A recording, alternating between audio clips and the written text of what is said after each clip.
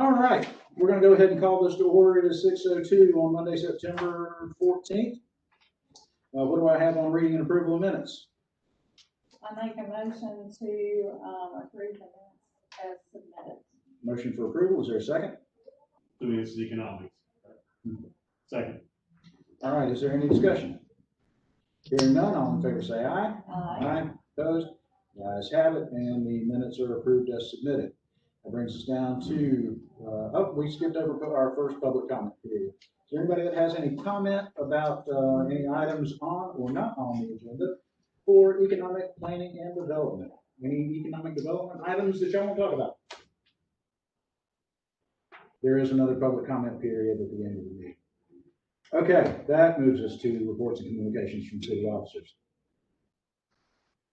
Thank you, Mr. Matney. Thank you, council members. I want to recognize Ms. Taylor is here, and I'm not going to say a lot about some other things that are coming up soon with Ms. Taylor, but I just want to publicly say thanks to her commitment to Mauldin and the work that they've been doing on behalf of our city. And we'll learn a little bit more about that at council next week with AT&T. So thank you, Ms. Taylor, for being here tonight and for your commitment to our city. You've got a copy, hopefully, of our budget. Our percentage is at 84%, 79% ideal. So we are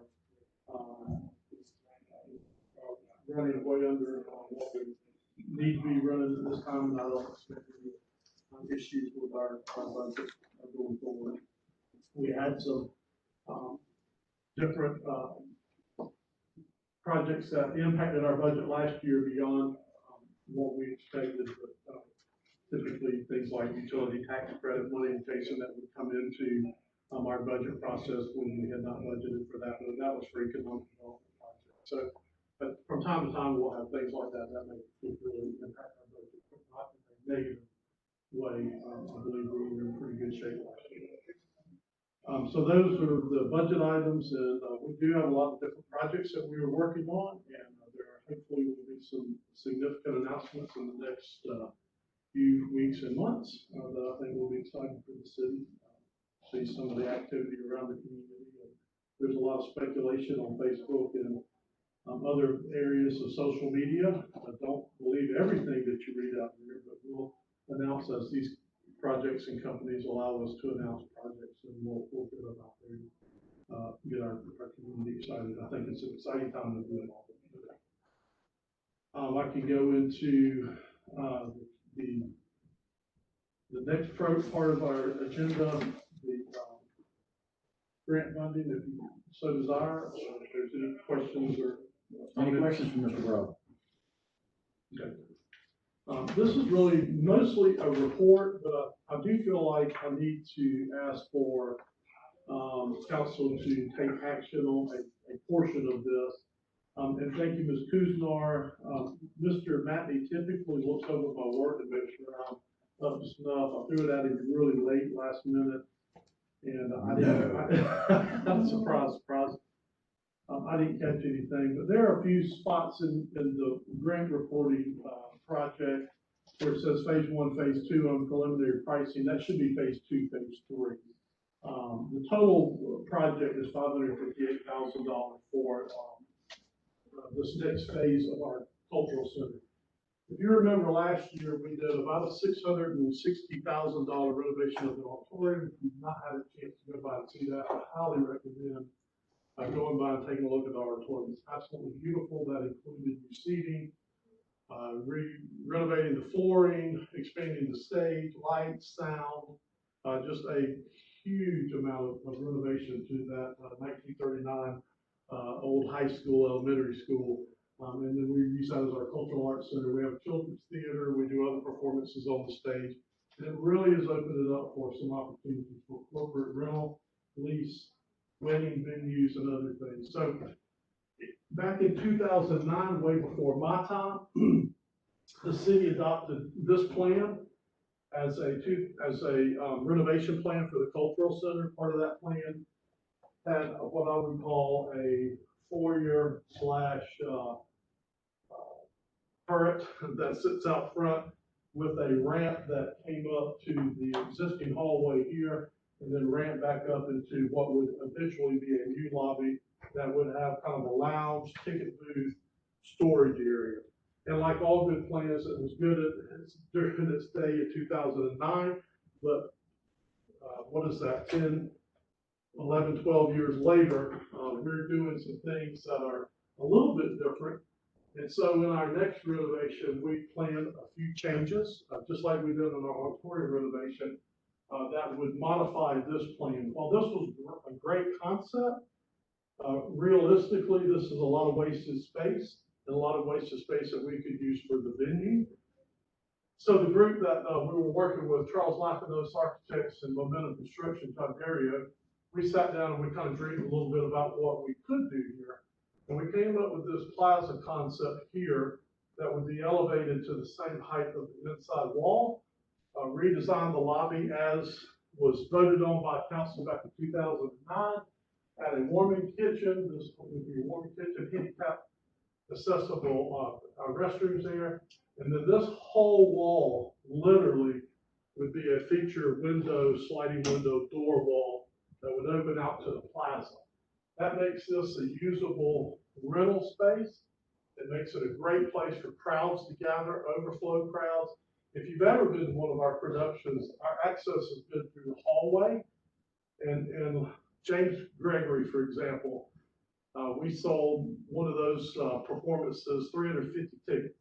I think about 350 people lined up in this hallway. So this really opens up the opportunity for us to gather people here, to gather them in a lobby, and then to use a real entrance into the back of the auditorium like most theaters have. So this opens up that access and gives us an opportunity to do that. So John Gario, who is the owner of Momentum Construction, has been working to get us some pricing.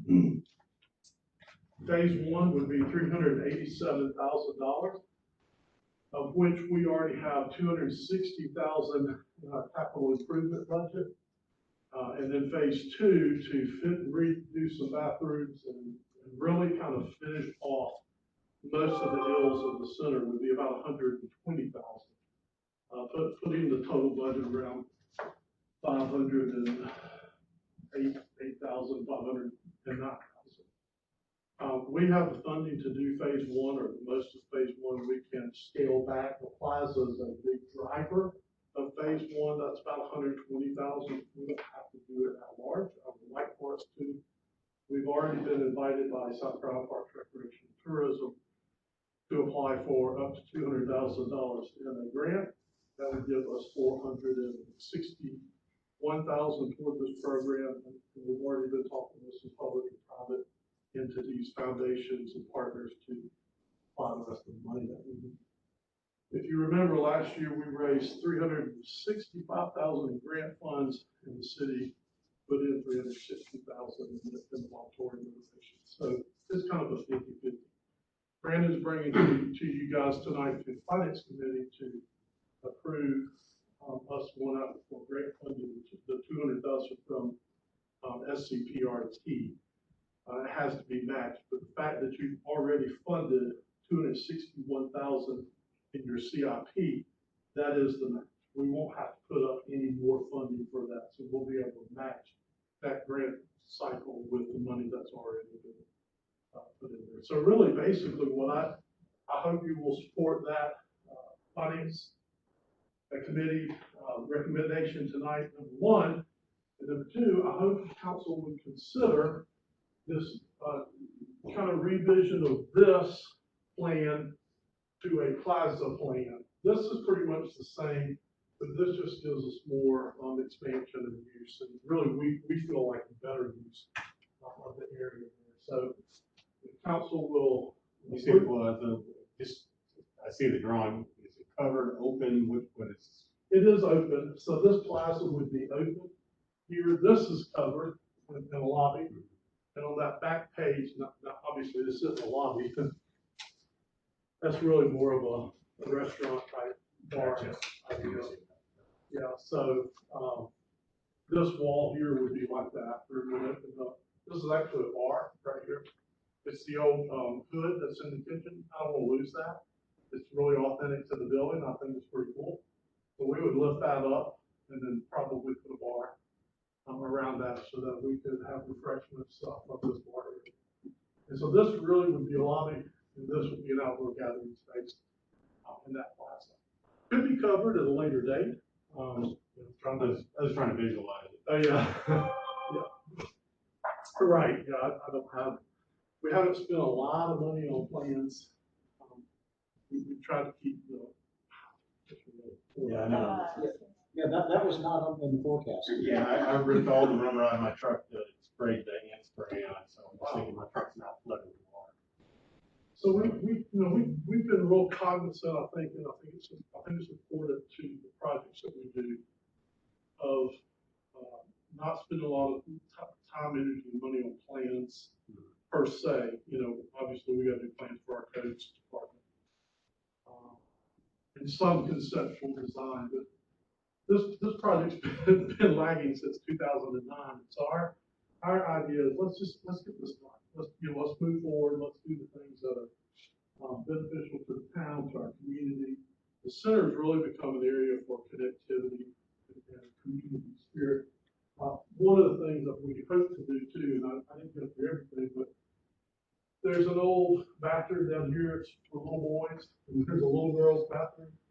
And our plan is, if we raise enough funding to finish this whole plan out, is we're gonna take this existing music room and renovate both the bathrooms and put the men's and women's bathrooms here, and that's closer to the auditorium, which would be a much better use of this space. Have a large multi-purpose room here. We'll probably split that up so that we don't lose this tenant and let him rent space from us here over in that area. We'll finish off the green room. We've been talking about that forever. That'll be finished in this round too as well. And then there's a huge open space here as you come in these double doors. But rather than just being an empty space, we're going to put a real ticket booth here so that you can come out there and get a ticket, or you can come inside and get a ticket from the inside too as well. And if you've ever been on stage, people coming in and out this door, and our stage is literally right there. It's just really distracting.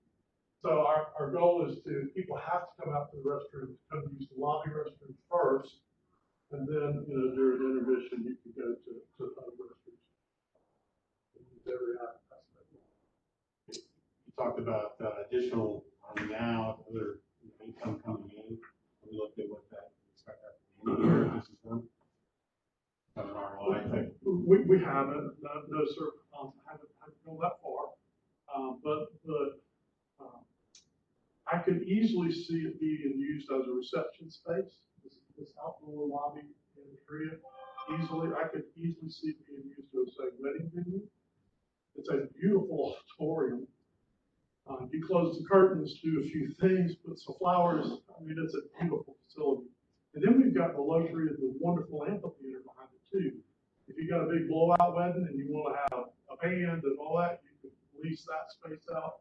If you want to have something small and quiet, this whole outdoor event here would just be a phenomenal event. Now, this committee does have some rental and lease proposals that we've sent to this committee to review. I need to get you a copy of that.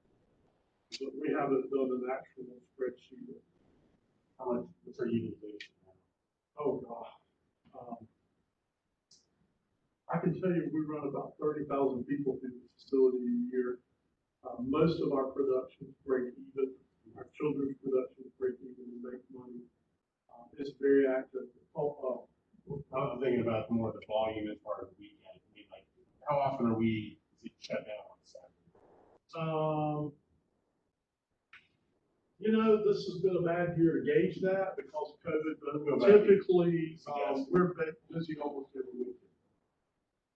So in the summertime, we're busy Fridays nights, not Saturday night. We're busy on Saturday mornings for a while because of farmers market. We'll do that on Tuesday. So Saturday nights, mostly are free, unless we're doing a theater production. Throughout the summertime, most of the summertime Saturday nights are wedding, which certainly lend themselves for weddings and opportunities. And then the weekday, we have activities going on Tuesdays, Monday, Tuesday, Thursday, and then some Saturday mornings with the Art Haven School, the Art Center, and of course, wood carvers are there, and other groups use the facility too as well.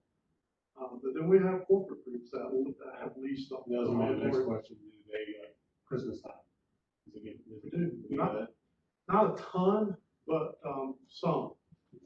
We just finished up the auditorium renovation last October, so we really have not marketed it yet to its full potential, and I think that's to be realized. And Mr. Presley, this originally was a fixed seated, venue. We've taken these, and these are now telescopic seating that we added on that. So literally, this whole floor can be tables and chairs, which they're not here in town anymore, but there was a company called Obi Hostilis, and they lease that every Christmas for us for their employees. So the opportunity is there for that, for sure. It's just staffing, we got a new staff member coming and marketing that. We hope, I will say this, one of the young folks that we just interviewed, and I hope he's coming on board with us soon, said, ultimately, one day I want to be running a wedding venue. Well, my eyes lit up. I went, we got one. We really have a great opportunity for that. So I'm hoping that that's going to help us really assist in a great ROI. What do you think the timeline would be? For Well, construction. once you get started to finish it. Well, we can start phase one pretty much anytime, Mr. Madden. I believe the CIP funding for this phase one is in place and ready to go. It's just a matter of when we can tap into that funding, so it can start pretty soon. I'd like to get the other funding, or at least most of it in hand, but we're not dead in the water if we don't get the other funding. So we could start December. Realistically, would probably be the soonest we could start. We won't know until end of January, maybe 1st of February, if we get the other $200,000. In the meantime, we'll be working to raise other funding too as well. So I would hope that it's not a huge project, so I would hope that we could start December, January at the latest. And honestly, end of January is gonna be here before you think. Yes, exactly, and then be done by May. When we finally started the auditorium renovation, I think we started in January and we were done by May for the auditorium. Now, we didn't do our grand reopening until October. We just had some issues to work through with some of the stuff that was done, like the seating. For example, and I'll share this with you, we spent $140,000 on that telescopic seating. That was a year ago. Well, it was just this past month that they finally got it right. So we've been back and forth with the seating company to make sure and stay with them to make sure it's right. It was just off a little bit, and we were really kind of particular about that. We said, in the grand scheme of the seating world, $140,000 is nothing, but to us, to our city, and to this project, that's a huge deal. So we wanted it right, and God bless them, they got it right, and it's great. So we'll have some little things like that won't keep us from, moving forward, and maybe even, we've been running programs until COVID as well. So I'd hope to start late this year, early next year, and be done. Any other questions from Mr. Bell? All right, thank you, man.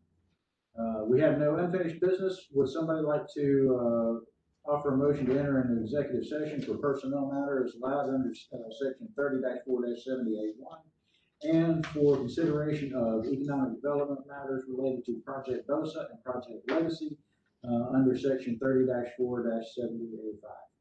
I'll make a motion to enter into executive session for a personal matter as allowed by state statute, section 30-4-70A1, and motion to enter into executive session for consideration of an economic matter related to Project BOSA and Project Legacy as allowed by state statute, section 30-4-70A5.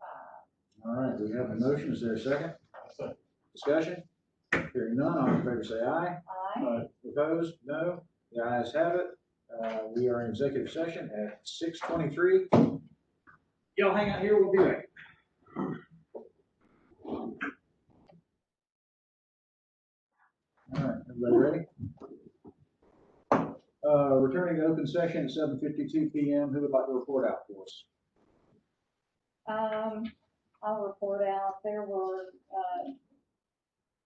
no actions taken and no, decisions made. All right, thank you very much, Ms. Wisdom. Are there any motions on items discussed in executive session? I would like to make a motion to move forward with a contractual agreement with Project Bosa. All right, we have a motion. Is there a second? Second. Motion is there a second. Any discussion? Hearing none, all in favor say aye. Aye. Opposed? Ayes have it. And now we return to our second public comment period. All right, hearing none, committee concerns. I want to add something in there personally. I've had a couple of meetings over the past month with some folks who were concerned about the progress that we have made on a resolution that was passed back in July. And I think that things were moving very slowly, and I was very honest with them about that. And I told them that I was going to comment on that tonight. But with some of the things that are in motion now, I feel much more comfortable with where we are on that resolution that was passed. And we'll be happy to talk with them further about that. But I do want all of those folks to know that this council did take that very seriously. We're continuing to take it seriously, and steps are in process. So I don't have anything else. And with that, we'll hear on adjournment. I make a motion to adjourn. All right, we have a motion. Is there a second? All right, motion second, discussion. Hearing none, all in favor say aye. Aye. Opposed? Ayes have it. We are adjourned.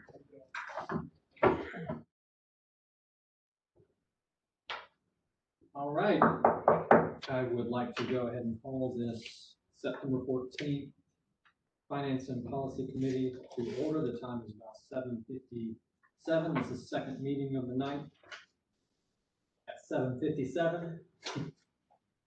Members present are myself, Ms. Kuzma, as well as Ms. King. We have our Finance Director, Ms. Abercrombie, Mr. Mark Putnam, our HR Director, as well as our City Administrator present. Our first item is always public comment for items that are on the agenda. Do we have any public comment? Okay. Hearing none. Next item is going to be the reading and approval of minutes. What it means, we're going to keep it from the August 3rd committee meeting. Those were represented in page 4 through 7 in your packet.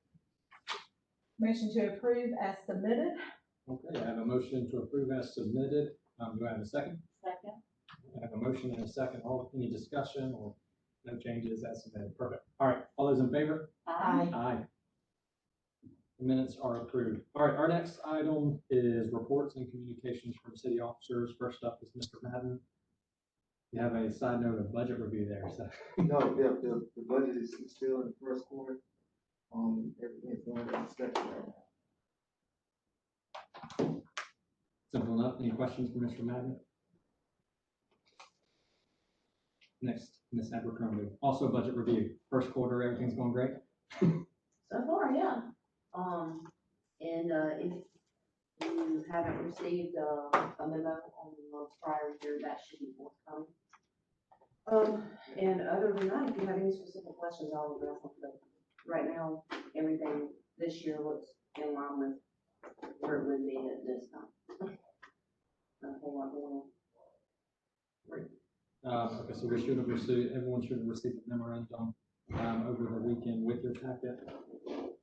We'll take more time to discuss that later. Mr. Putnam, anything to add? We're finishing up we're going to just one time a year for everybody for their reviews. We're doing the sanity check now. Brandon and I looked through those, kicked them back with a few questions.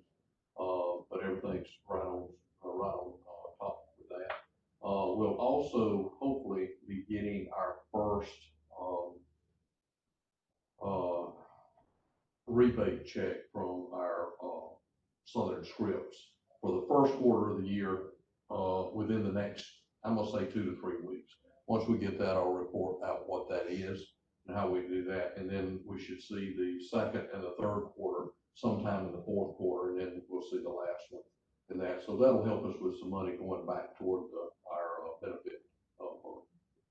Excellent. And don't look now, but you'll be starting the health insurance madness really soon. Oh, yeah, I'll probably be sitting down with Scott for initial, looks at it, probably within the next 2 weeks. And then we'll be bringing everything to you guys after we go through Brandon and Holly, see what we do for next year. Great. Okay. We did not have any unfinished business, covered a number of items in the last committee meeting as well as council, and had a number of things pushed forward. But we do have some new business. First item on there, we have actually 2 items for executive session. Mr. Brandon, is there anything you'd like to talk about before we enter executive session? Okay, excellent. All right, we've got 2 items there to enter executive session. Do I have any motion for that? Mr. Chair, I'll make the motion that we enter into executive session for the consideration of potential contractual matter involving WH Platts as allowed by state statute 30-470A2, as well as entering into executive session for consideration of a potential contractual and economic development matter as it is allowed by state statute 30-470A2 and A5. Thank you, Ms. King. I have a motion on the floor to enter executive session. Do I have a second? Second. All right, I have a second. Do I have any discussion before we enter? All those in favor? Aye. Aye. We're now in executive session.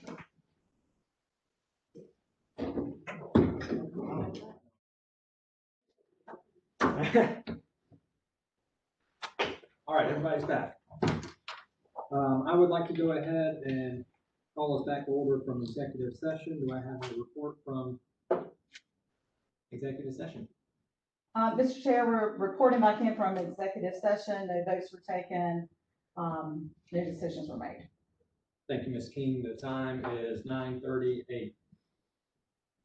So we went into that for 2 new business items. Next item is going to be possible action on any of the items discussed in executive session. Are there any motions or from items discussed in executive session?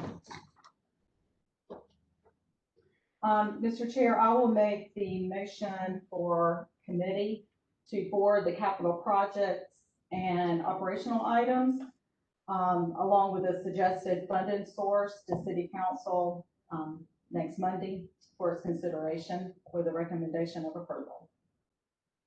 Thank you, Ms. King. I have a motion with a recommendation for approval to forward the capital items involved in memorandum 9-2. Is that correct? Thank you. Do I have a second? Second. Thank you, Ms. Kuzma. I have a motion and a second. Any discussion further on this item? Very good. All those in favor? Aye. Aye. It stands approved with a motion to approve, 3-0 vote to forward to full council. Next item is approval of FY 2021 grants. It's page 8 through 10. Mr. Madden, I appreciate all your handling this year. I understand this will be an item that will be within the budgetary process next year, but because it wasn't this year, we have to take it up individually. So could you give us a update on this and what staff is asking? Yeah, so, throughout the year, city goes after grants. And so the thought process here is to put everything that either the city thinks they're gonna go after or wants to go after, or already gone after, and been awarded funding for, to get approval from council at one time. There are no new funds being requested, from this. It's essentially making sure council is okay with the city, pursuing these grant opportunities, as they come. There are a number of grants that have already been awarded this year, and we would need council to approve us at a minimum accepting those funds. From Smith, from the police department, $2,000, from Greenville counties, SC Cares funding. We received today a little under 22,000 in reimbursements. And so those two for sure. But the rest we're asking, as we go after those, the council's okay with this. Any questions, comments, concerns? All right, hearing none, do I have any motions on the grants program for FY 2021? Mr. Chair, I'll make the motion that committee forwards to full council, the request of the approval to accept grant dollars received to date and for those to be awarded in the future. Thank you, Ms. King. I have a motion to approve the grant dollars that have been awarded to date. Do I have a second? Second. I have a motion and a second. Any more discussion on this item? Very good. All those in favor? Aye. Supporting the full council's recommendation of approval. All right. Another item we have on our agenda is public comment. If there any public like to comment to the Finance and Policy Committee, now would be the appropriate time. Hearing none. Do I have any committee concerns? Okay, I have one that I've been thinking about for a while now that I would like to, and I don't mean to curveball my colleagues here, but Mr. Madden, I'd like you to have for council to, if you could bring to the committee,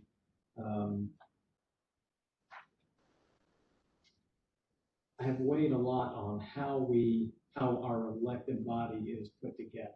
So over the course of the last election, we've had a number of people who have come on board, myself included. But after the last election, we're now looking at a body that has a quorum from one neighborhood. So as I look at it outside of how our body's put together, I have a concern with having too much weight in one area of town. So with that said, and I don't mean to curveball you guys, okay? So, and certainly this isn't a comment or concern to my colleagues, but as I look at the long-term play for the city, it is concerning that we have so many council members from a general area. So what I'd like you to do is look at the process, contact Department of Justice and see what we would normally do if we wanted to change how our elected body is structured. In other words, if we were to go to a ward system, precinct system, still at large system, whatever that may be, but as I've looked at the diversity issues that we have within the city, we've been dealing with recently, I look at, again, we have a quorum from one neighborhood. And so that's concerning with how we elect our body for me.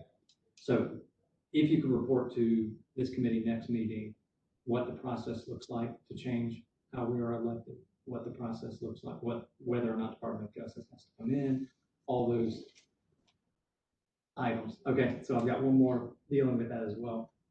And this is a curveball.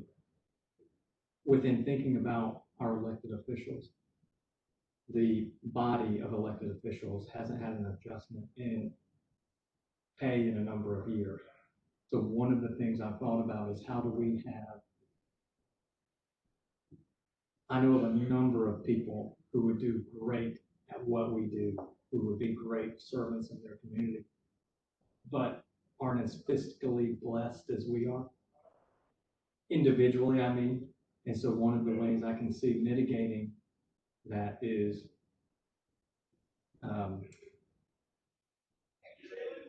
making sure that the council's pay is in line with other cities. So I would just ask you to survey other cities and see, are we still in line? Is it something that should be done? And again, I'm not saying we deserve more pay, so don't take it from that angle. It's simply, I look at friends of mine from where I used to live who would do a great job at this, but they're not as blessed as I am financially.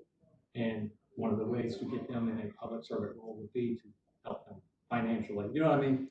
So certainly I don't mean to curveball you guys, but if you could bring that back to report to this committee next. I would certainly appreciate it. Any other committee concerns?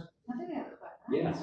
I just want to say that, there's not a lot of people who step up to run for council. And that it happened that there's 4 of us in the same neighborhood. I can tell you, we don't all get together and have dinner and, talk city or anything like that. I mean, you're saying quorum and yeah, there are 4, but it's not like we get together. Yeah, no, I don't, please don't take this and turn this isn't a time. And for I'm not, discussion. but just to that, how many people have stood up to run for council? And I don't just serve my neighborhood, I serve the whole city. So I never looked at it like, well, I'm gonna get on there just for Knollwood. And I don't think Carol did either. So I understand what you're saying. And I understand how it looks. But we were the ones that stood up, signed up, paid our money, worked hard to get here. That's all. Yeah, no, and I think if there's any offense taken to the fact that you guys all come from one subdivision, that's certainly not my point. My point is the long-term viability of the city. We need to have representation from every single portion of our district. There's no doubt in my mind that you guys support all 25,000 equally. But you won't always be on, and someone as good as you won't always be on. And so that's my concern. Well, but, these other people have to step up. I would agree. When I decided to run, I had no idea how much council money. That wasn't the point for me. So, but if it's a point for someone else, they're not asking, well, how much does it pay? Maybe I'll run, because then they're running for the wrong reason. No, absolutely. Yeah, no, and we're mixing 2 issues there, so I'm not making one dependent on the other. I would just like to look at the process and have it something that this committee would look at and say, is this something that we have an interest in the long-term health of our city? And discuss it. Okay. Any other questions, comments, concerns from committee? All right. What do I hear on adjournment? So moved. That was my longest meeting to date. Congratulations. You picked it on a not so good night, Mr. Reynolds. Okay. All right, I guess I'll call this meeting to order of the Public Works Committee meeting. It is the 14th of September, and it is 9:50. Also order, first of all, I guess, any public comment? None, move forward. Reading and approval of public meetings. Do I have a motion? I make a motion the meeting, the approval of minutes as submitted from August 3rd, 2020. Do I have a second? Second. Passes. The next item here. We got a vote. Vote on. Oh, we got a vote, I'm sorry. Discussion vote. Vote. All right, those in favor say yay. Aye. Aye, aye, yay. Sorry, I'll get it. Any opposed? All right. Let's have it. All right, let's go forward now to the reports of communications, city officers. Mr. Freeman? All right, so we're still in the first quarter. Our spending has been locked down from City Hall, so we really haven't spent that much money. We are, we've ordered some new trash cans, and we've placed orders for vehicles, but they won't be paid for until subsequent orders. But we're right on the path of right where we need to be as far as budgetary concerns go. All right. Let me start right into these budget review items. Yes, for me. All right, cool. See no reason not to. All right, the first one is, mine are out of order. So the first one is, there has been renewed interest in the city using its, leaf trucks to pick up grass clippings. Basically the background is our ordinance prohibits grass clipping from being on the curbside without being in a bag. We certainly can use leaf vacuums to do leaves, to pick up grass clippings. There tends to be a little bit more grit and sand with the grass clippings, so there is a little bit more wear on the wear items on the leaf vacs. If we were to change the ordinance and explore this option, we certainly would have to expand our staffing and actually the equipment that we do have. Our leaf trucks are old. Currently, we only have one running. We're pounding the pavement to get the other two up and running for leaf season. If we were to use them year round to pick up grass clippings, as some people have inquired about, we actually had to have 3 extra drivers because the 3 leaf truck drivers are the 3 knuckle leaf drivers who are already getting brushed citywide. So like it's kind of laid out there that if we were to introduce this additional surface, it would require additional staffing. Question. Yeah. The knuckle boom lift, it picks up the material. Yeah. Isn't a street sweeper going to follow often? Don't they come by with the vacuum anyway? On sweep, I'm sorry, wrong, the sweeper, don't they oftentimes follow? The street sweeper is out of commission. We do have. I meant the back truck. Yeah, the back truck. So what we have been doing, when possible, and when our staffing is, because there's always someone sick or on vacation or whatever, we do have one guy who's the extra. And so when possible, we have had him following around the neighborhoods, cleaning up with the vacuum truck behind the knuckle bolts. But it hasn't been a consistent everyday thing. It's when, like I said, we have staffing for the exact number of guys to set out all the trucks with one extra, and vacation, sick time, he fills in for that, that empty void. Wasn't there, is there a back truck in the future budget? We actually it's in this year's fiscal budget. We went ahead and ordered it. It's a 180-day build time, which is standard when you buy anything under the procurement. So we ordered it last month. So if we're lucky, we can get it early. It just depends, public works, everyone seems to order at the same time. So it's kind of hit or miss, but at the worst case scenario, we would get it, January, February. Hopefully we get it before that. Big need for it in January, February. That leaves run. Like some leaves, I'm just saying, it's not like October. Right. And then the other 2 trucks we have one that's the original leaf truck that we kept running. We're having to pull, there's a rear motor on it that runs the vacuum. We actually had a spare motor from an older unit that we're actually swapping because this one motor on the machine is just, it's done. But the machine's 17 or 18 years old. That's what we have to do to keep the unit running. So what would be the financial impact? My recommendation is that if we were to, with a new machine, I would say that we would have to increase and go right back into ordering another machine, and then we would need 2 additional drivers if we wanted to provide this service. So you're looking at an increased upfront annual cost between salaries and machine of about $300,000, and then continued cost of the salaries, which would be about salaries and benefit package $90,000 a year. With the growth, is there any projections to get a back truck next year? Actually, is it the capital? I think so. Yes, because I have one another one we have each year for the next 3 years. That's a replacement. Yes. So you're talking about you'd have to have an additional truck. That's true, yes. Yeah, so right now we have one on order that would put us 4 on the road. If we wanted to do this, my recommendation would be add another one now and then another one next year. In accordance with the capital. Is it because so I get the need for the truck understood? In the fall, when we have the leaves, vacuuming those up, we need an additional truck because the grass would add that much more. or is it the additional truck?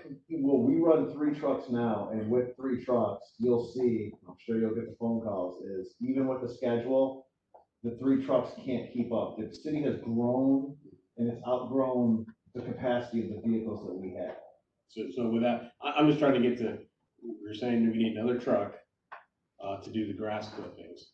Or do we need another truck because we're growing? We need the extra volume. Well, we ordered the truck this year to accommodate the growth. Right.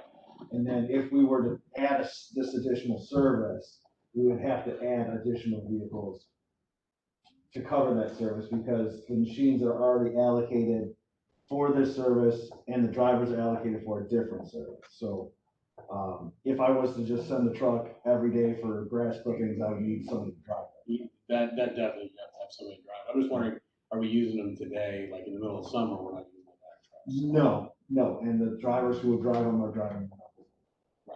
You'd have to have additional resources there for the grass clippings during the summer, during the fall, there'd be some additional work. I'm just trying to make sure I understand everything. There'd be additional work, to not just vacuuming up the leaves, but also vacuuming up the grass clippings. And there's also be some additional wear and tear because you've not used those trucks, not just during, the fall, or limited in winter and summer, you'd now be doing it full time. Yeah. All the time. And, to be honest, the leaf trucks, the repair costs on them are, I mean, we replace impellers and wear sheaths at least once or twice a season, or annually. The old two units we have, they're a bit older. We've just replaced the hydraulic controller on our most newest unit. That was $5,000, and it's always something. They're not. I wouldn't say they're the most. Well, there's no other ones on the market. You're buying the nicest ones, but they're not the most durable machines. Because I mean, ultimately, you're always sucking up rocks, like asphalt, and sediment, and it's just metal wears out. Right. Yeah, the current, right now, we're at our portfolio of services at a certain level. Anything above that will result in personnel costs and operating costs. So to make that change, essentially would cost $150,000 for the, if I remember correct, for the truck. Truck, and then staff. And then the staff, that would continue, 3 people, $150,000 is the estimate. One-time cost of $150. Plus another 100. No, the truck came in because the truck came in. What's that? I'm sorry, go ahead. Yeah, the truck came in. To get the same truck that we have, it was $210, and then we ended up getting a different brand through this North Carolina procurement program, and I think it was $179. One-time cost, and then your recurring cost of staff person. It would just be one staff person. Yes. I just want to make sure I have the Per numbers. truck, yes. That's where you get that. Okay. I was gonna say, guys, I thought you're staffing. I said, well, you're not. I'm not sure that you're including everything. If it's 3 people, I think that's just perfect.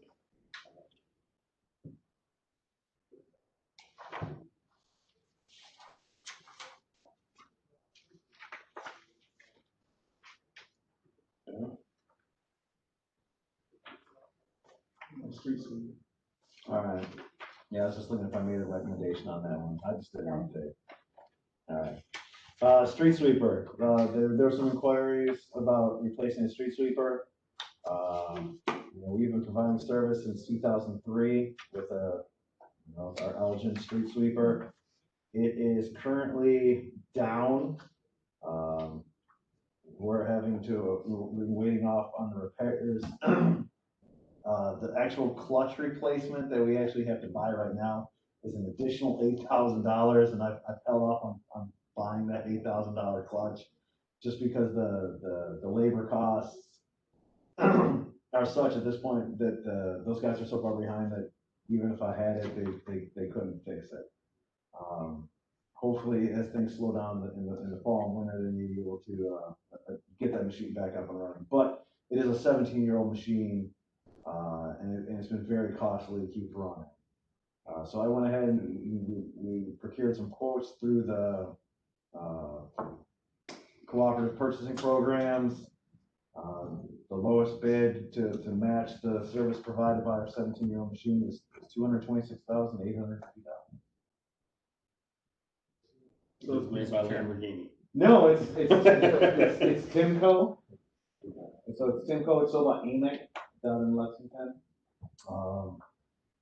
It's a standard Freightliner chassis with, Cummins and Allison transmission, and it's got the Timco regenerative air vacuum system. And that vehicle is in our next fiscal year's Yes, I was thinking I budget. saw that. But my question, Matthew, is, I'm sorry, Mr. Chair, can I No, ask a please, quick please. question? After understanding, as I'm, getting acclimated to PW here, do you, I'll throw one of Michael's curveballs, do you think it would be It won't better be as good. suited, because I think people are misinformed as to what a really street sweeper is. I think people want to have their neighborhood streets clean, but that's not really the purpose of to get sand and residue up. That's really not the purpose of that's a tongue tie, of a street sweeper. Because it needs to go up against curbing, and I think it's more typically used like downtown Greenville in the city to do downtown streets. So my question is, would we be better served to entertain if there's an attachment or a truck that actually squirts out water and cleans? It's late, folks, but you get the gist of what I'm saying. Right. I know there is such an animal out there that'll do what. It's kind of like a Zamboni. I think I know what you're talking about. Yes. The street sweeper is not like the Zamboni you described. Street sweeper is, the way it works is the impeller is basically blowing air, and it's gonna blow from one side down, and it creates a vacuum, and it sucks out the other side. It's for getting up grit, sand, trash on the road. Right. And that's its purpose. So for the city of Mauldin, do we really need to replace an old street sweeper that we've not had for several years at the cost of $226,000? Or look at when we need to use a street sweeper, would it be more beneficial to use an outside independent contractor type person? There are contractors. And then look at a way to actually clean the streets via a mechanism to spray them down and clean them. Yes, and so, when we have development and guys, track mud on the street and everything, and they need to be cleaned. Right. We typically do that with our sewer jet, because it has pressure washer attachments, and we currently provide that service. The street sweeper itself, there are contractors around, like the Greenville County Street Sweeping Organization. We could contract them and for years before we get to this 226. That was my question. Yeah. Or that was my point. That was my question too. No, I mean, to be honest. Let's look at contracting What out is it? before we spend $15,000. Sorry, Mr. Chair. Please. Thank you, Mr. Chair. I would be in favor of at least, let's get an idea of what this would cost us on an annual basis, just to replace our service by contracting it out before we spend $15,000 this year and potentially $230,000 this year as well. And my recommendation is if we did have like the downtown that we've been working towards, Then, then having something like this would make a lot of sense. And to be honest, it was originally in this year's fiscal budget, and I bumped it because I didn't feel it was as important to Public Works as the many other issues that are currently plaguing the department. Okay. I'll take the road inventory. Oh, okay. Yeah, so, historically, the city participates in a municipal matching program for road paving. And this year, council approved, issuance of a bond, and the proceeds of that, $2.7 million, to be pledged towards, the municipal match program and repaving the roads. At the same time, the city contracted with, IMS, Infrastructure Management Services, and they're performing a condition survey of all city-owned roads. Essentially, they will put together an assessment of our roads, present it to the council, and council will then approve a road paving list for this year based on that assessment. Initially, pre-COVID, the assessment will be completed in July and August. Now, they're looking at the end of September. They're finishing up the same service for Greenville County and the city of Greer, and, their contracts are signed for ours. And so they've done the inventory, they're just analyzing the data now. They're supposed to have that by the end of this month. And then from there, hopefully next Public Works Committee meeting, they'll present the information, and council can develop the list. And that list can be provided to the municipal match program, as this is what we need to apply the $2.7 million to. It's a matching program. The amount of the match this year is the same amount from last year, just shy of $192,000. I will inform the municipal match folks that council intends to contribute $2.7 million. And once the assessment is done, we'll provide the road pay. So I wanted to give council an update on that. I know how important, the city's infrastructure is to the council, and so it's moving. COVID is just kind of delayed a little bit.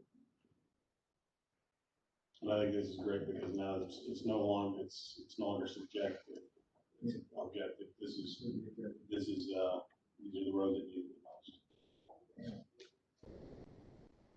most. The next item is, restriction of through traffic at two intersections. The intersection of Miller Road and Old Mill Road, and the intersection of Miller Road and Corn Road.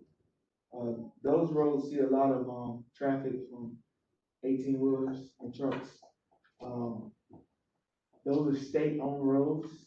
The Department of Transportation has their own process for restricting, that traffic to limit those 18-wheelers. I sent into the District 3, the District for Department of Transportation, 2 alternative routes, for those 18-wheelers instead of using those intersections. DOT thought that those routes were feasible, but they wanted to make sure that the city let the property owners know around those areas where the detour would be, that they didn't have any issues, and they also wanted to have estimated times for the detours. So I wanted to make sure council was aware of it, this request. If council doesn't want to move forward with this, to let me know, and we won't move forward.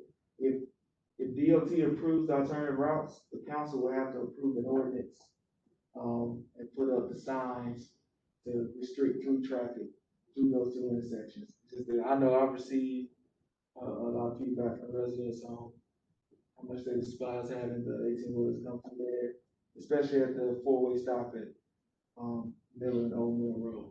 The 18-wheelers have hit the stop signs, I don't know how many times. They're always crooked. And so that's an update there. Both the members familiar with this?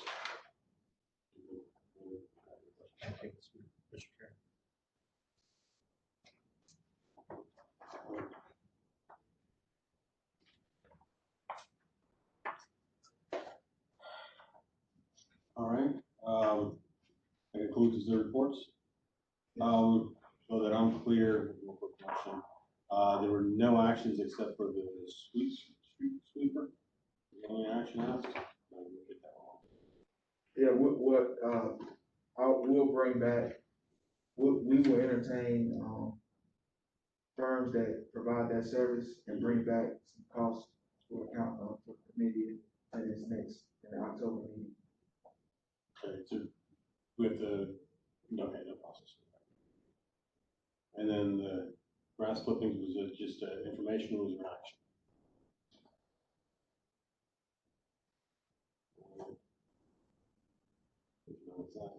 Okay. That concludes all the reports. All right, go next, any unfinished business? There's none listed here, and we're, okay, new business. All right, tire amnesty. So whether you knew it or not, Public Works, collects tires.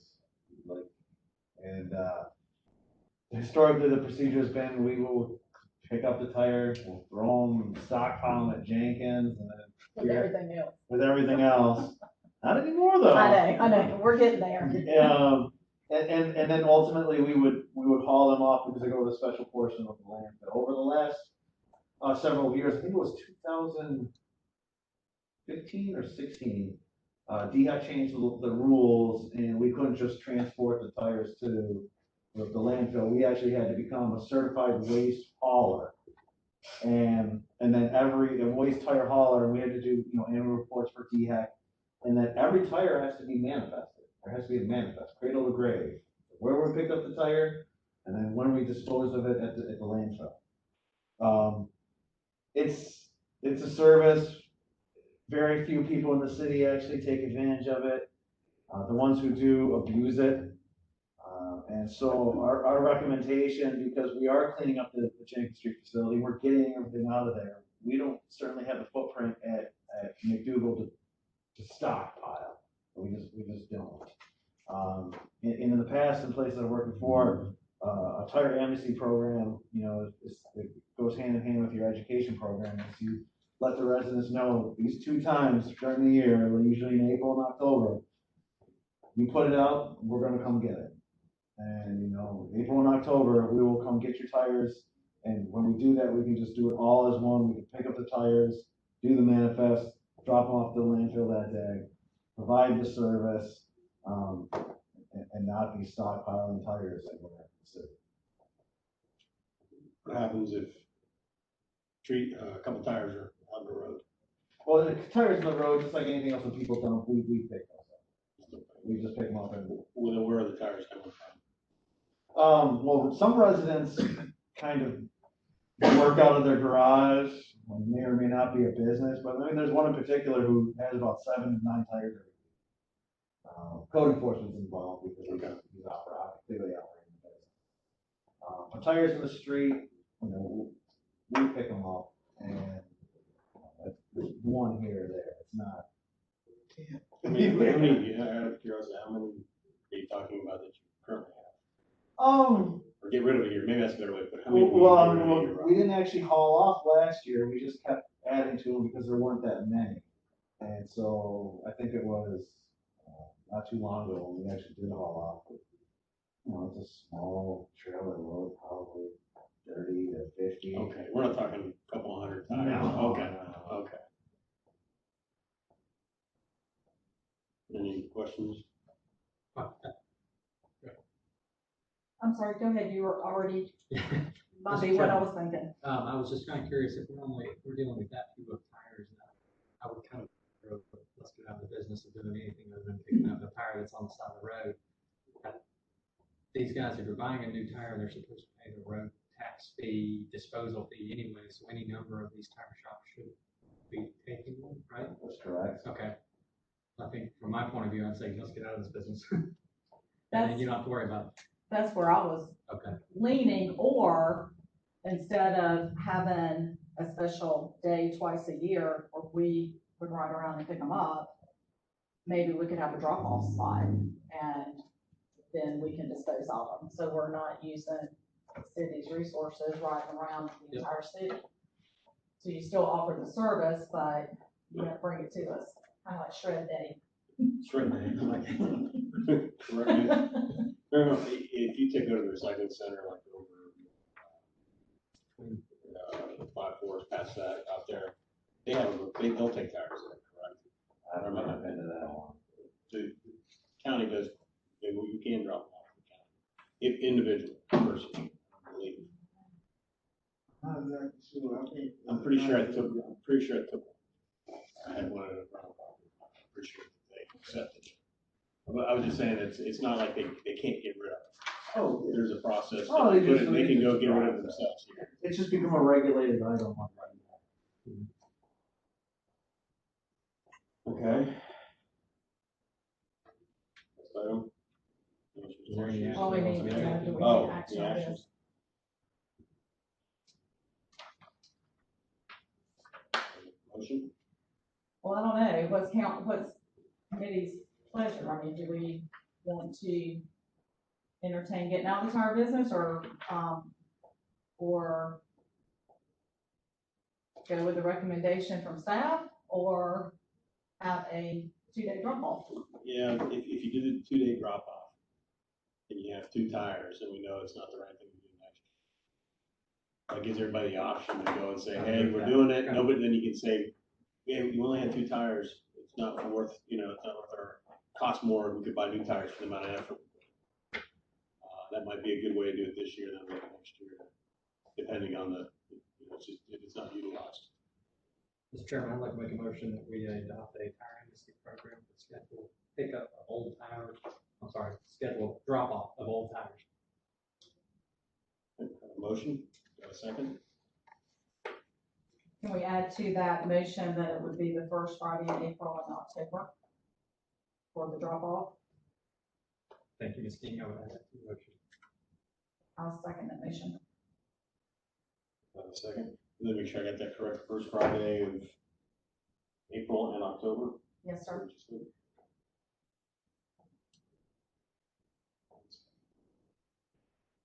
Location to be determined by Mr. Clerk. Well, I put 126 in Or- Location determined by Mr. And Clerk. I'll second that too.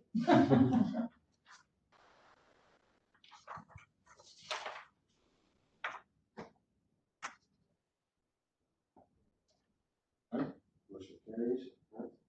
Discussion, no more discussion. Any more and then discussion? vote. Those in favor? Aye. Aye. Those opposed? Ayes have it. The next item is non-approved city containers.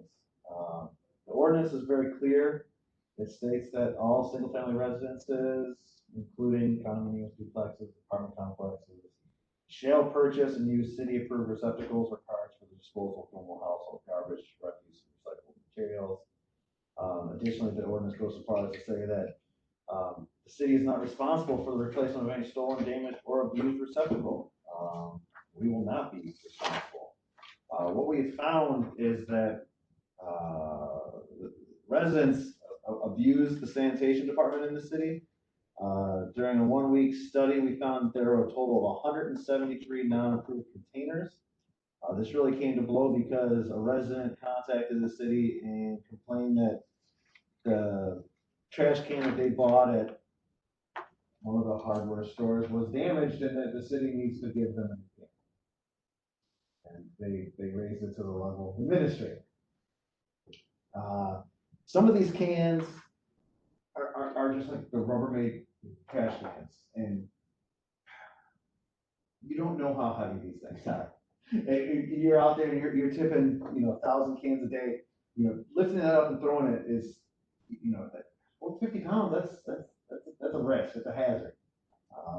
And just having to dump these cans that are in violation of the ordinance is, I feel it's not a hazard that my employees should, have to potentially deal with. My recommendation is that we follow the city ordinances. I could be amenable to the fact that, like, if you have a recycle bin, like the little blue container that says Greenville on it, that's fine, that's a little box. But if you put out a Rubbermaid trash can that the cart tippers don't tip. Now, I have a question. Are these the people, make sure I'm clear, we're talking about somebody who has a roller cart, one of our carts, trash bins, and an additional, or they don't even have one of them? It's a mixture of both. I mean, we had one over there in Libby Lane this week where we tagged this can over and over and over again because it's not a city can. And the city can is sitting at the top of the driveway next to the garage. And, they're putting out a can that our tippers can't tip, but they have a can. It's up there. If they had their can and they had a trash bag on the ground. Oh, we always do So you have the trash bag. So this is just, we're talking, just using unapproved containers, with or without the addition. And we went ahead and we tagged all the 173 owners to let them know that they are using a non-approved can and that, the city's not responsible if it gets damaged. Well, per this, they wouldn't be picking it up, correct? Well, that's why I said I could be amenable that in every situation except for if the can has bars and it can hook to our trash truck, we'll pick it up. All right, we're not gonna replace it when it breaks. All right, But if those cart tippers don't accept this can, the guys are not gonna throw it. And they've been tagged, and we can tag them one more round, explain the cart procedure again. Recycle bins, it's not so much the recycle bins, it's the trash cans. And in some cases, these people just have skirted the regulation and never bought a trash can. Okay, so I'm just trying to figure out how this would go. So you tag it, say you need to have the correct can. Right. Next time, we're not picking it up. Well, we've already tagged it once, we would tag it one more time to say we're not gonna pick it up. And then that following time, we just, no. So I mean, that's. Are we gonna leave a note saying we're not picking it up? You know, Well, the Third first time. tag identified that it's a non-city approved can. Second time, the second notice will explicitly say it's a non-city approved can, it will not be dumped, you know. I just can imagine phone calls. When do you come by today? Oh, we get the phone So- calls, the 173 that were tagged, we got every single one of those phone calls. We've always dumped it in the past.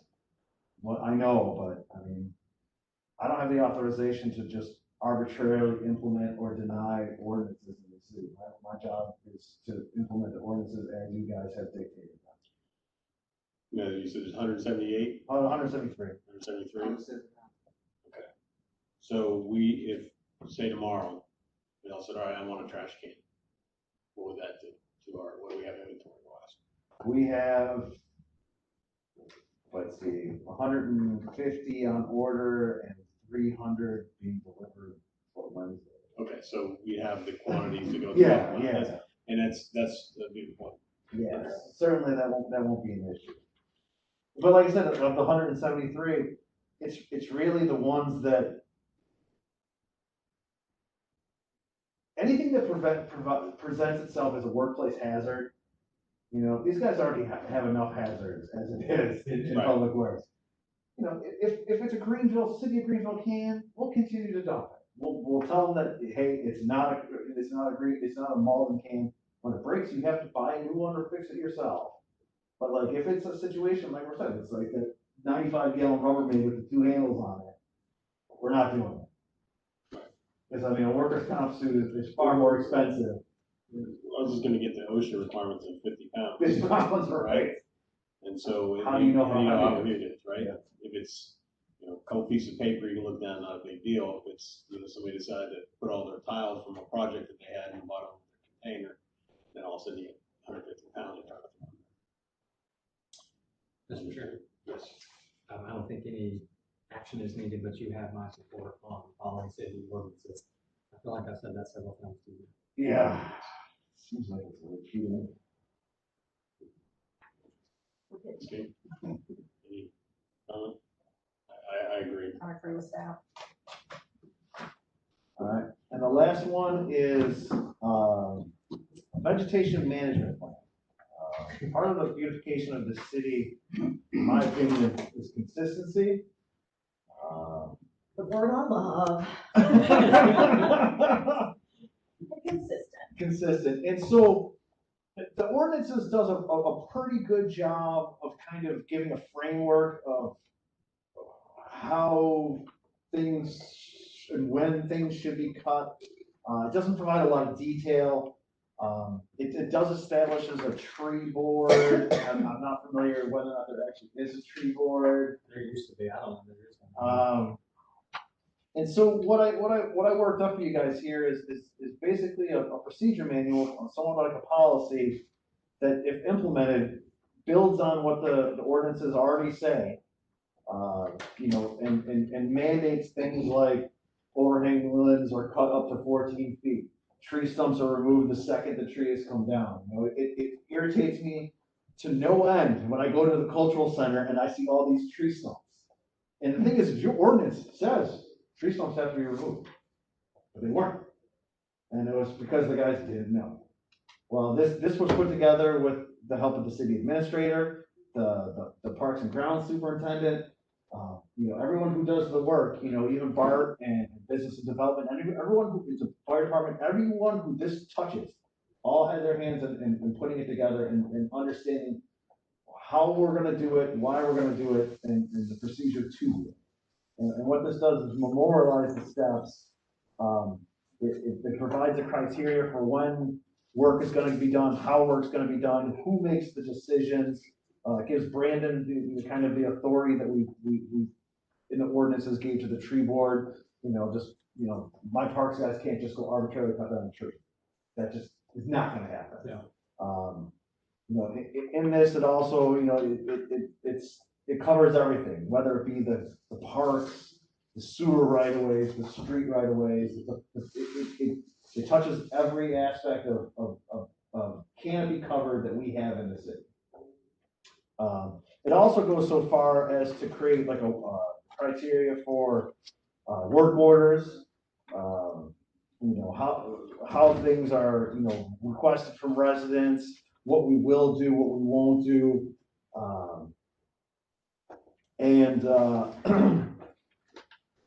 We just kind of outline what needs to be done to promote a vegetative canopy so that in cases like the cultural center where we can reestablish it and keep it consistent throughout the city for, just, positive viewpoints and I don't know, I guess just overall charm that is potentially there. Correct me, there was no procedure before you wrote this, No, just random. yeah. It was longer, I cut it down a little bit. Really? Because I was flipping through this going, we're just cutting grass. We need a policy on cutting grass? But I appreciate your enthusiasm. Absolutely. Passion. I'm looking for the flow chart. Mr. Chairman? Yes. Mr. Chairman, I'd like to make a motion that council, that the board of full council with the recommendation of approval, the attached vegetation management procedure for the maintenance and management of the vegetative canopy within the city's municipal boundaries. Second. That's a second.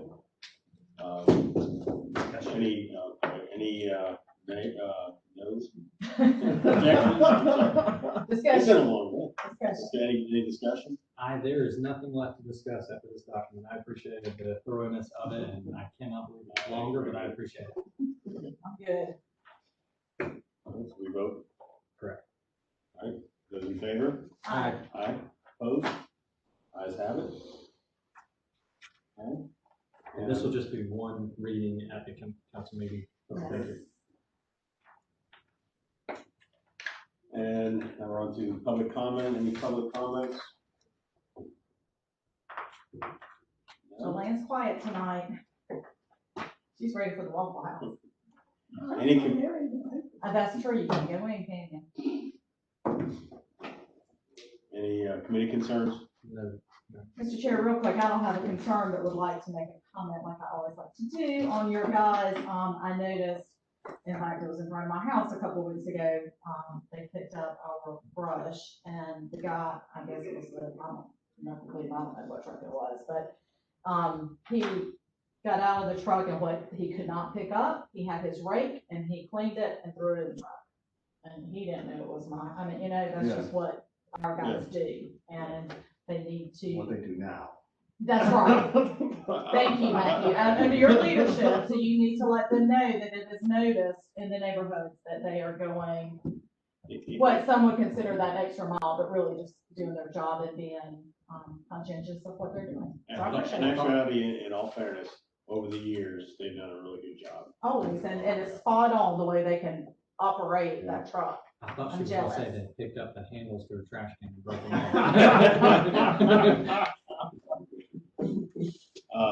I guess this is, and I brought this up to you, I guess as far as comments, or concerns, making sure that we talk about publishing, when the pickup dates are, put it on the website, any information, just the more we communicate, better everybody, more people are informed, the less complaints we'll have, people understand things better. Like even with the trash cans, throwing that out there is just a good way to communicate, say, hey, we had it on the website, we sent you the notes, we've done everything we could possibly do, but you know that we're not gonna pick up the trash. Well, it's already on there, but Okay. No, I'm just saying to make sure everything's there, very communicative, we can throw it out there. It's nice to be able to say, here's your link, when people ask stuff, or shoot you something, here's all of it.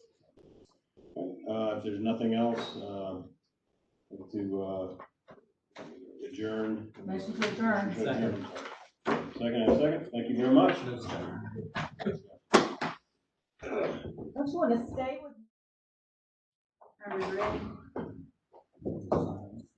Okay, it is 10:34. This is the Building Codes Committee meeting on Monday, September 14th.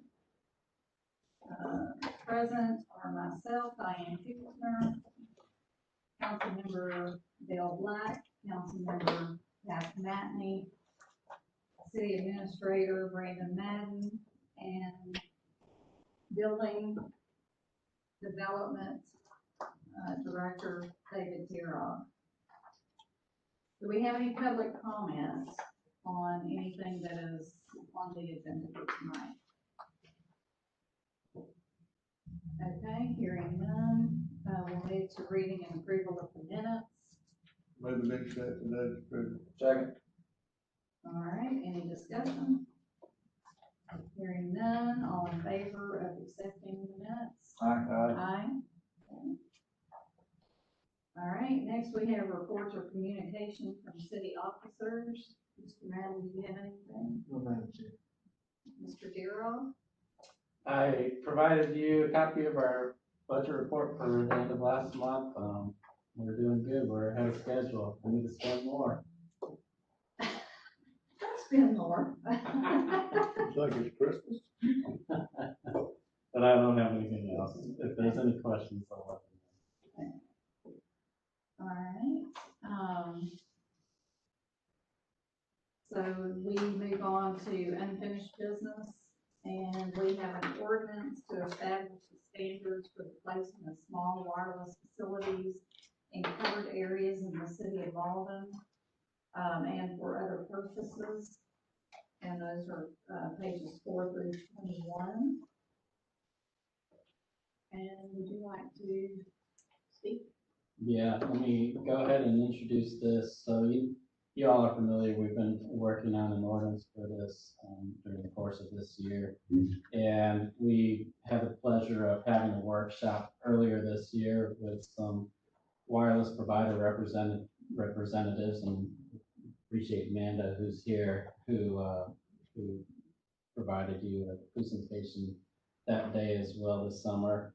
We've worked on revising the ordinance, went back and reviewed some of the comments we received from companies such as AT&T and Verizon, made some adjustments, and provided you a newly revised draft ordinance this evening. The organization in the ordinance has been changed a little bit. I think we've made it a little simpler.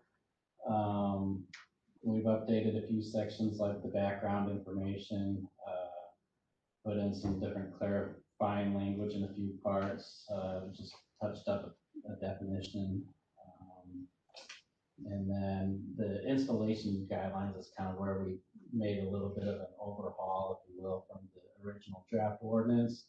We simplified it to permit and regulate two types of small wireless facility installations. Number one, placement on existing poles, and number two, installation of new poles.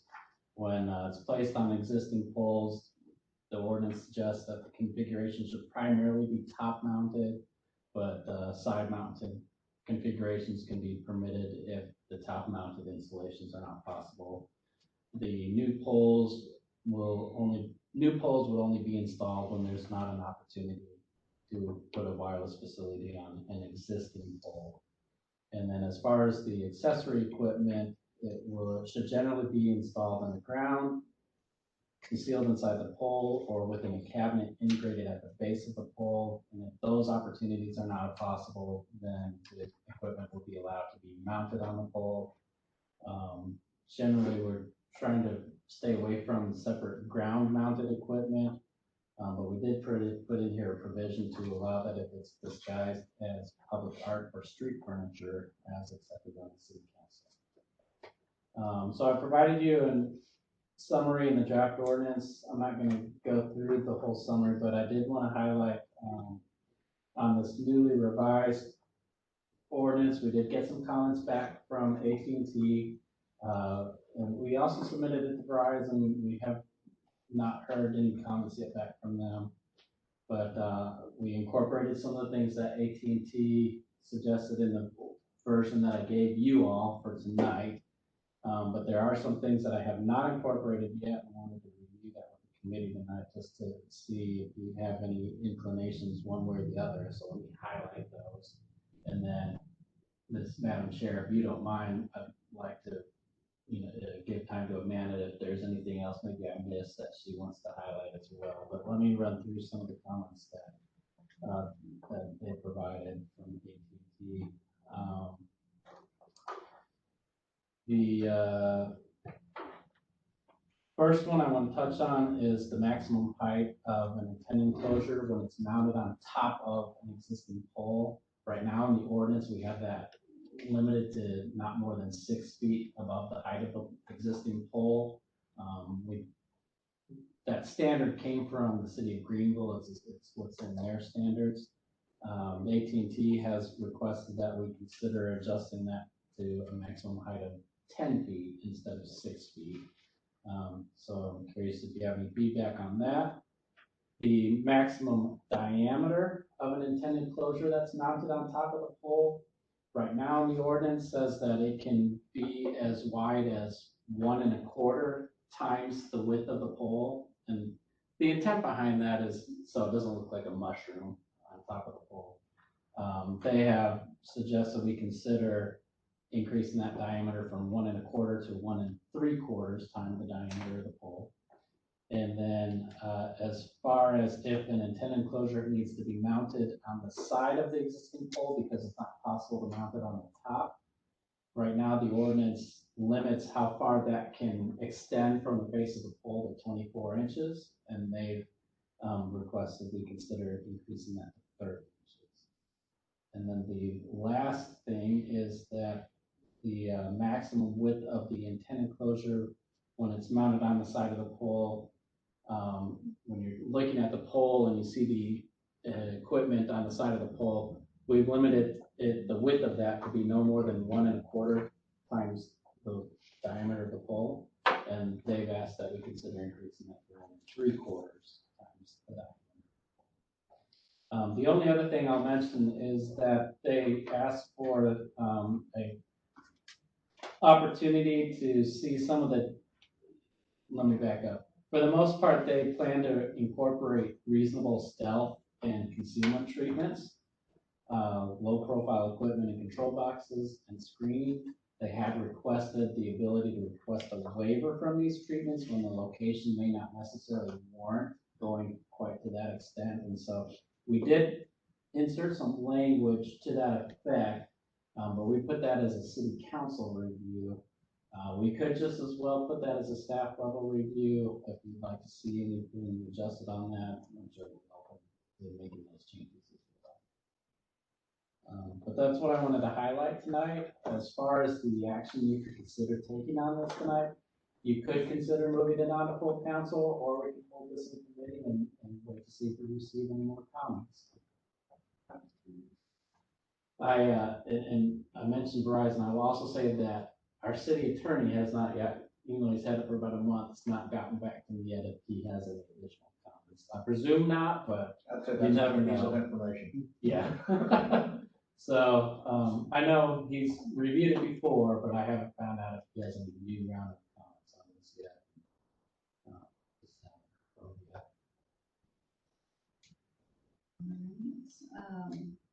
I will ask if you know what the diameter of the small cell wireless is at this point. As far as the top mount pole, Yes. that could depend on what particular pole that we're using, so it can vary, so I can't specifically say that.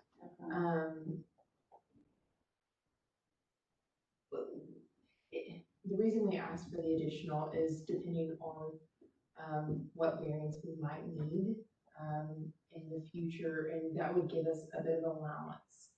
Not to say that we need that right this minute, but depending on future needs.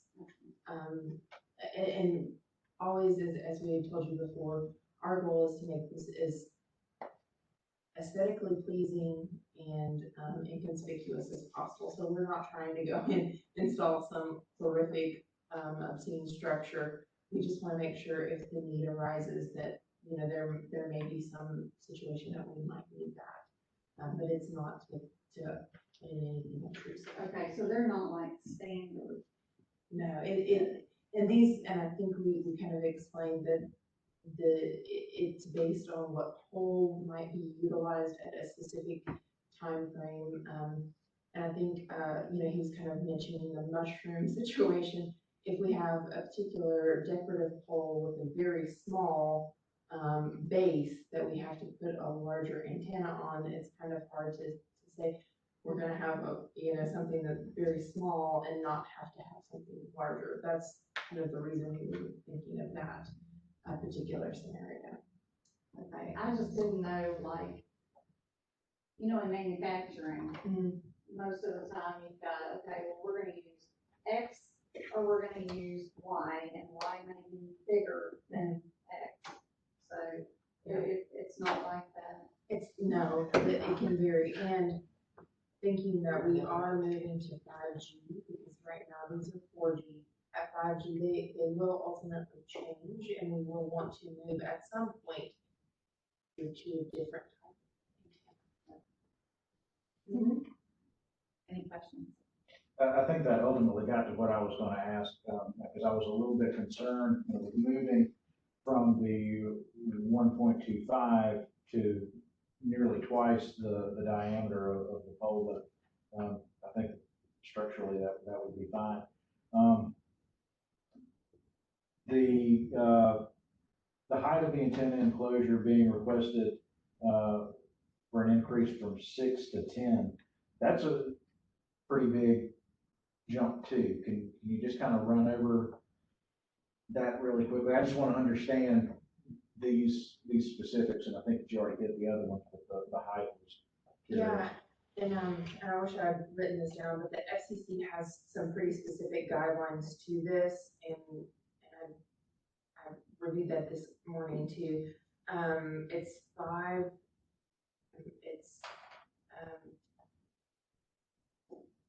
50 feet or 5 times. So it has a specific measurement that we have to abide by. So we couldn't go past that specific measurement of what that threshold would be, and under 10 feet would be within that threshold. So going above 10 feet would not allow us to be within, maximize that threshold. So we would be within the FCC parameters of the 10 feet. And we kind of base ours off of what the FCC is in that request. I appreciate that. That's a big, that's almost like a tower, a small tower, but Yeah. 10 feet. And again, that is, not that we're using 10 feet.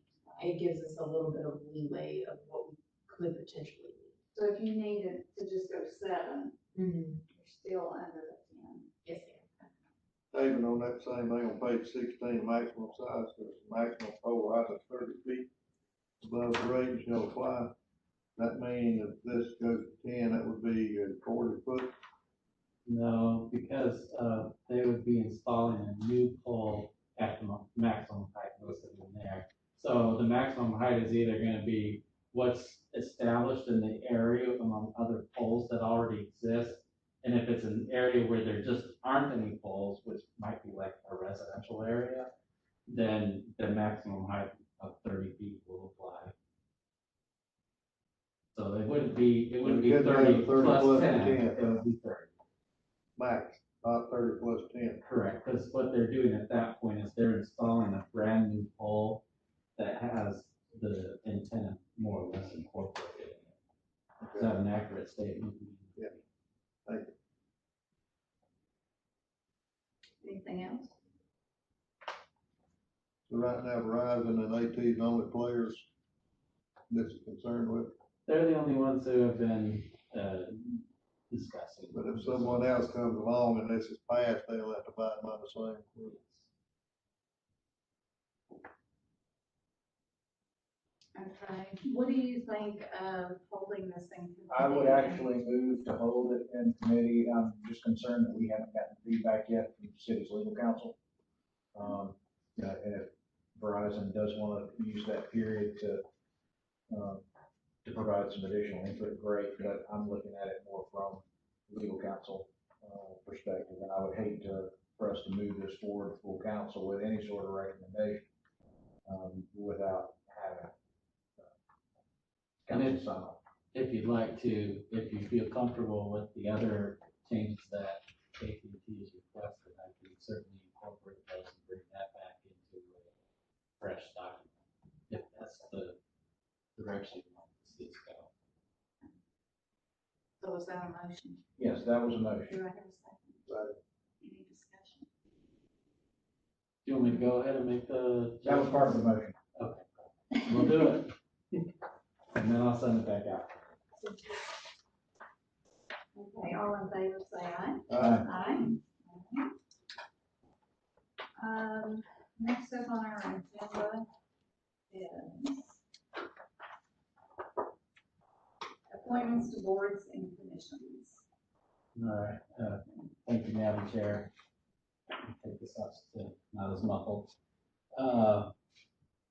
We've been trying to fill some vacancies on the zoning board of appeals, and as you'll recall, we didn't receive enough applications the last time we went through the appointments for this board, and still have 2 open seats on the board of appeals. And so we've been advertising it for the last couple of months now. We've got 5 applications for you to consider who have applied for the Building and Zoning Board of Appeals. Their names are listed there in the report, and you should also have a copy of each of their individual applications. I will note there was one who wrote Planning Commission on his application, but when I told him at the time we didn't have a Planning Commission opening, he says, well, he'd like to be considered for the Board of Appeals. So, recently though, speaking of the Planning Commission, recently we did receive a resignation. We just had to receive it from someone, actually was just newly appointed to the Planning Commission. Unfortunately, his work demands and schedule changed to the point that he's just not able to meet the obligations for the Planning Commission. So we have just recently begun advertising for a vacancy on the Planning Commission as well. As far as any action you might consider tonight, I think you have at your disposal to either move these 5 applications on to the city council for them to consider and to vote on potentially appointing 2 of them, or we can hold this in committee till we get applications in for the Planning Commission and we can consider it all at the same time. It's entirely up to you. I'd move to hold. Hold it. We said on that last meeting, it wasn't a rush, but we could still operate Yeah, with the vacancies. there's no rush. Yeah, I don't have a problem with since we got a vacancy on the planning commission, the rest of it was the board of appeals. But you've gotten 1 application so far for the planning commission. I've got 1 person who's expressed interest, and I'm going to meet with them later this week so we can review what the planning commission entails and what it does. So he wants to learn more about it before I throw this back. So we can hold this for another month. So you made a motion. Yes, ma'am. And advertise for the vacancy on planning commission, because these were, well, standing correct of all board of appeals with 1 city go anyway. I'll make a motion, I second motion. All right, any discussion? Madam Chair, do we have specific qualifications that we look for in applicants? Because it's, we're talking about, with so many of these seats, we're talking about the future of the city. And one of the things that is very often touted is, I'm retired and have time. Don't really consider that a qualification for the job. Do we have things that we're looking for an applicant? I'm just trying to remember what it says in the ordinance. The one thing I know is a requirement is to live within the city, because I've been asked that a handful of times. Do I have to live in the city? Yes, you do. The other thing it might talk about there, I'd have to go back and read it, is they do talk about having people with a mix of, I could be confusing this with another board or commission, so I apologize if I am, but We're gonna hold you to this. I know, it might say in there about having some blend of experience in related fields to planning and development, but I could be confusing that with another place I've worked. I have to go back and look, but outside of that, I don't think it has much else as far as qualification. Kind of puts you all in a little bit of a precarious position because you're a lot of times considering people that you probably never even met. And so all you know is a few things it says on a piece of paper, and that might be about it. Yeah, I'd like for us to be able to have applicants for these boards that really have a thorough understanding of the subject. No, we've done it differently in other places I've worked.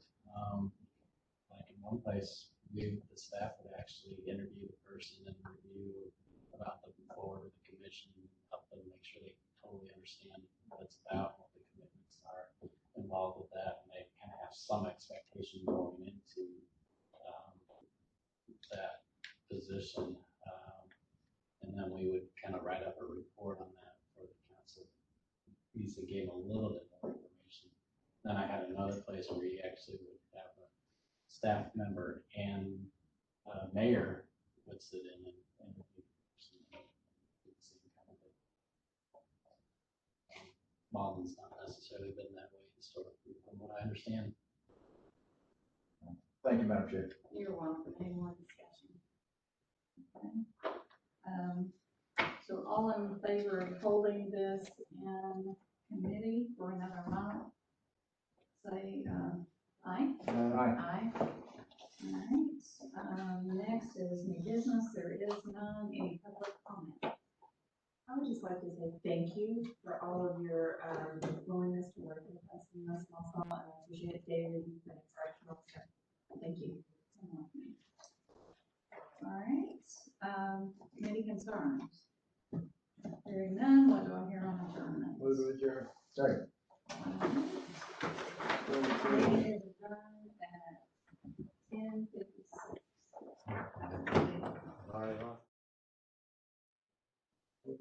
Y'all ready? Yeah, agenda.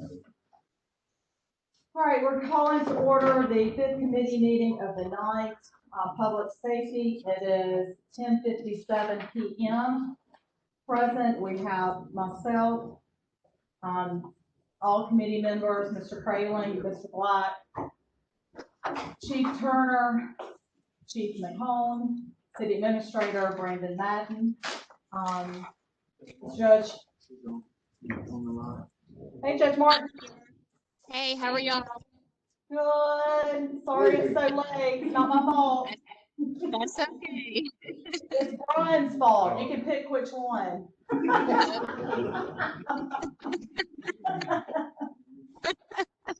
Okay, call to order. Next item would be public comment.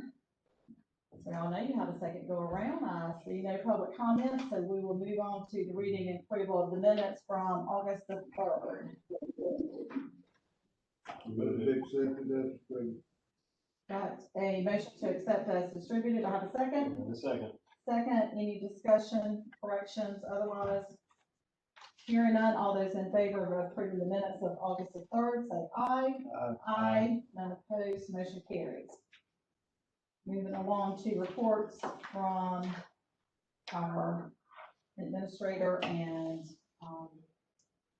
department heads. Mr. Madden, you want to take it first on the budget review? Madam Chair. Okay, nothing to report. Any questions budget-wise for Mr. Madden before we move on?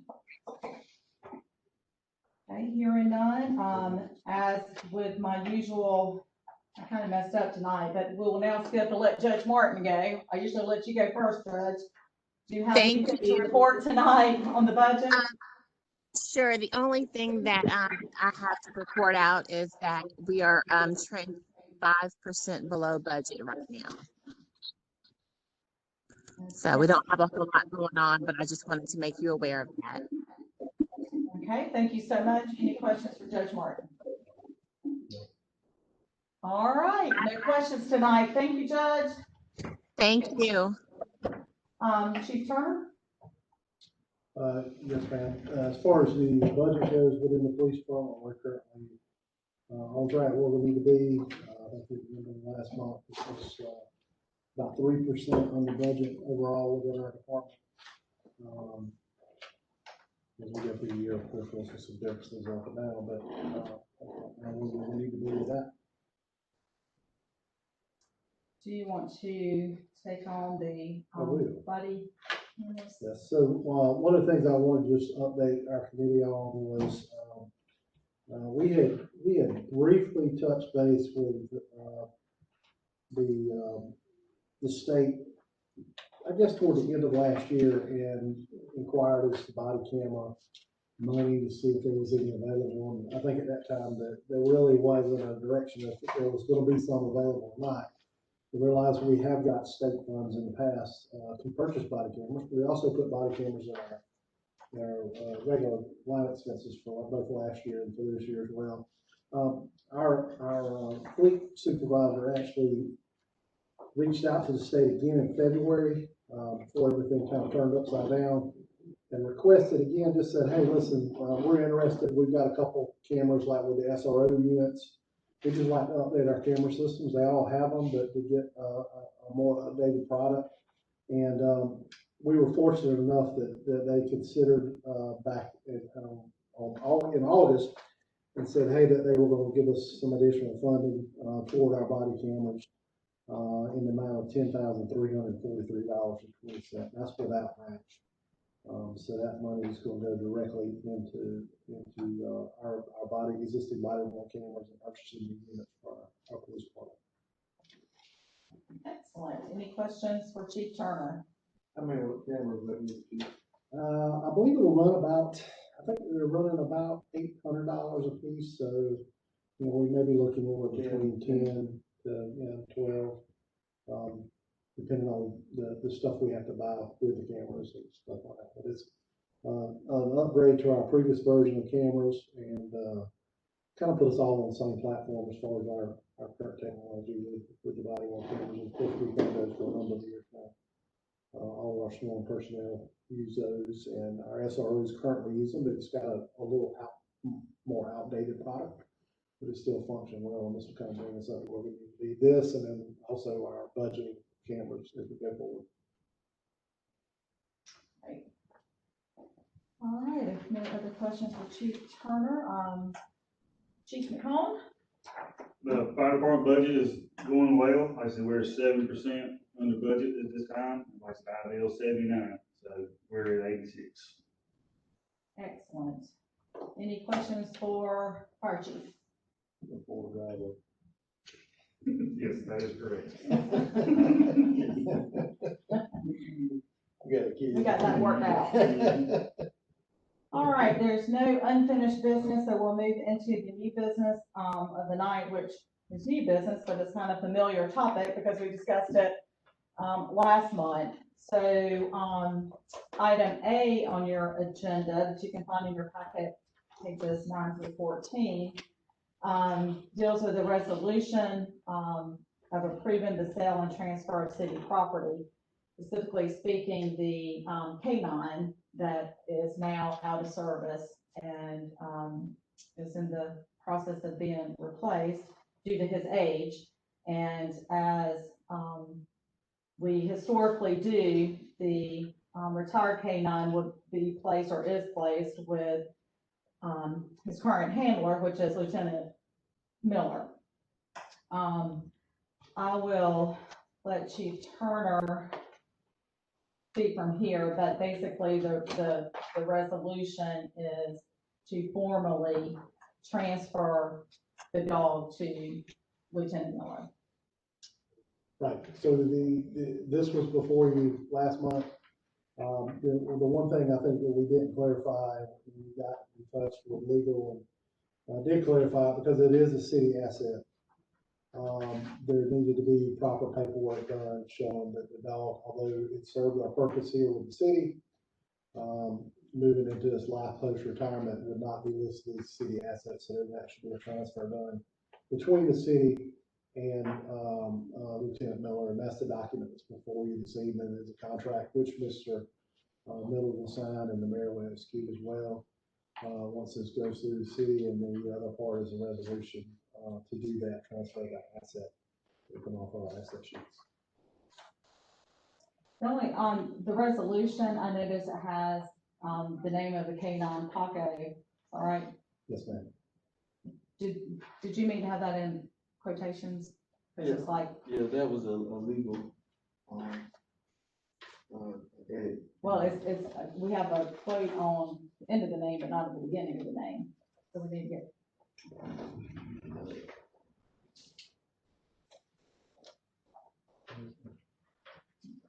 I mean, if it needs to be in quotations, we just need to have it correct. It's not a big deal tonight, just correct it before, Yeah, I'll before Monday night. Yeah, that's, I'll check. See? Oh, I see, You see what I'm yeah, saying? that may have been just an issue with, the spell check, I mean, the, track changes. Yeah. I don't think it went all the way through the document, we'll update that. Just have it updated before council sees it. Yes, ma'am. Yes, sir, Mr. Blight. I just know it might not be a big thing, it says resolution approving the sale and transfer. There's no money transferring on this, is it? Yes, sir. So there will be, the fee of $1 is what's set up. Is, I do believe that it's set so that we can't give the dog away. That's what I'm saying, but George it will says actually- sale and transfer, but it doesn't mention any dollar. It'll be amount. transferred, it's in the actual, contract itself, for the purchase price of $1. Okay. I mean, I didn't have a problem with handing it over, I know what city policy says, you get to sell assets and all. That's all I Yeah. had, man. Mr. Blight, if you look on page 11, it says, for the K-9 purchase agreement, in consideration of the sum of $1 and transfer of ownership. And it wasn't spelled outside, overlooked it. Yeah. That's all I had, thank you. Thank you. All right, what's, committee's pleasure on the sale and transfer? Make a motion to approve it. Second. All right, any further discussion? Hearing none, all those in favor, to forward the resolution approving the sale and transfer of city property pertaining to the K-9 dog, say aye. Aye. Aye. None opposed, motion carries. All right, then that leads us into, the next item B, 6B, which is the purchase of the new K-9 that, again, we discussed last month and approved. But since that time, and I'll let Chief Turner fill in the blanks, but the highlights is that, police department became aware that a local kennel, they have a kennel here in Mauldin and over, on Scuffletown, I believe, Astro Kennels, has, a K-9 dog that is basically the same, dog that we would be looking for, that we would not have to travel as far to get. So now Chief Turner's coming back to us and saying that, he would like to see us approve the purchase of the K-9 from Astro versus the folks that we voted on. Where was the dog It last? was out of Pennsylvania? No, I got choked, I'm sorry. Out of Pennsylvania, Yeah. yes, ma'am. So, if you don't mind. No, you go right ahead. We became aware of this Wednesday of last week, so, our training for the canine dog, it's a green dog, but it comes with a certificate of health and origin. They bring the dogs over, so they do everything there, and then once we purchase the dog that we were looking at, no training, but when we get it back here, it will be trained with the sheriff's office, and our canine handler will go through the process with the dog.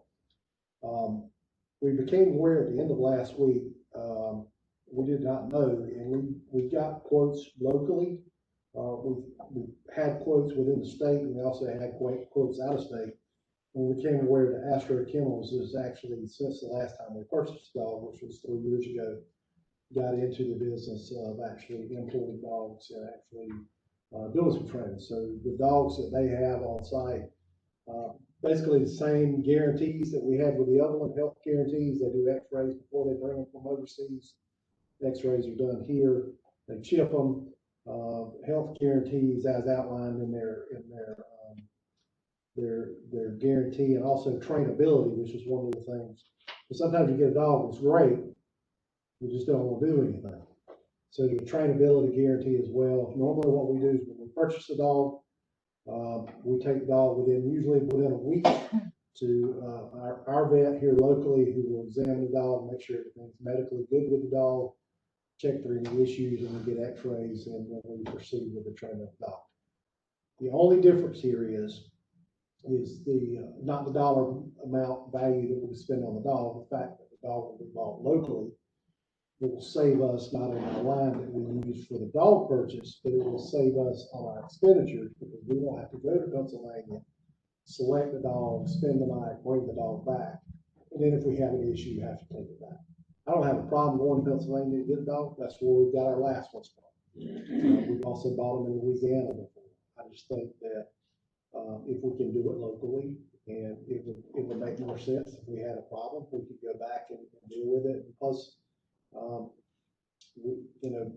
we have some contact here within the city as well with this vendor. So I think in this situation, with us looking again for a new canine and us just buying one, it would be a good opportunity for us. And that's why when I found out last Wednesday, I brought up Mr. Brandon.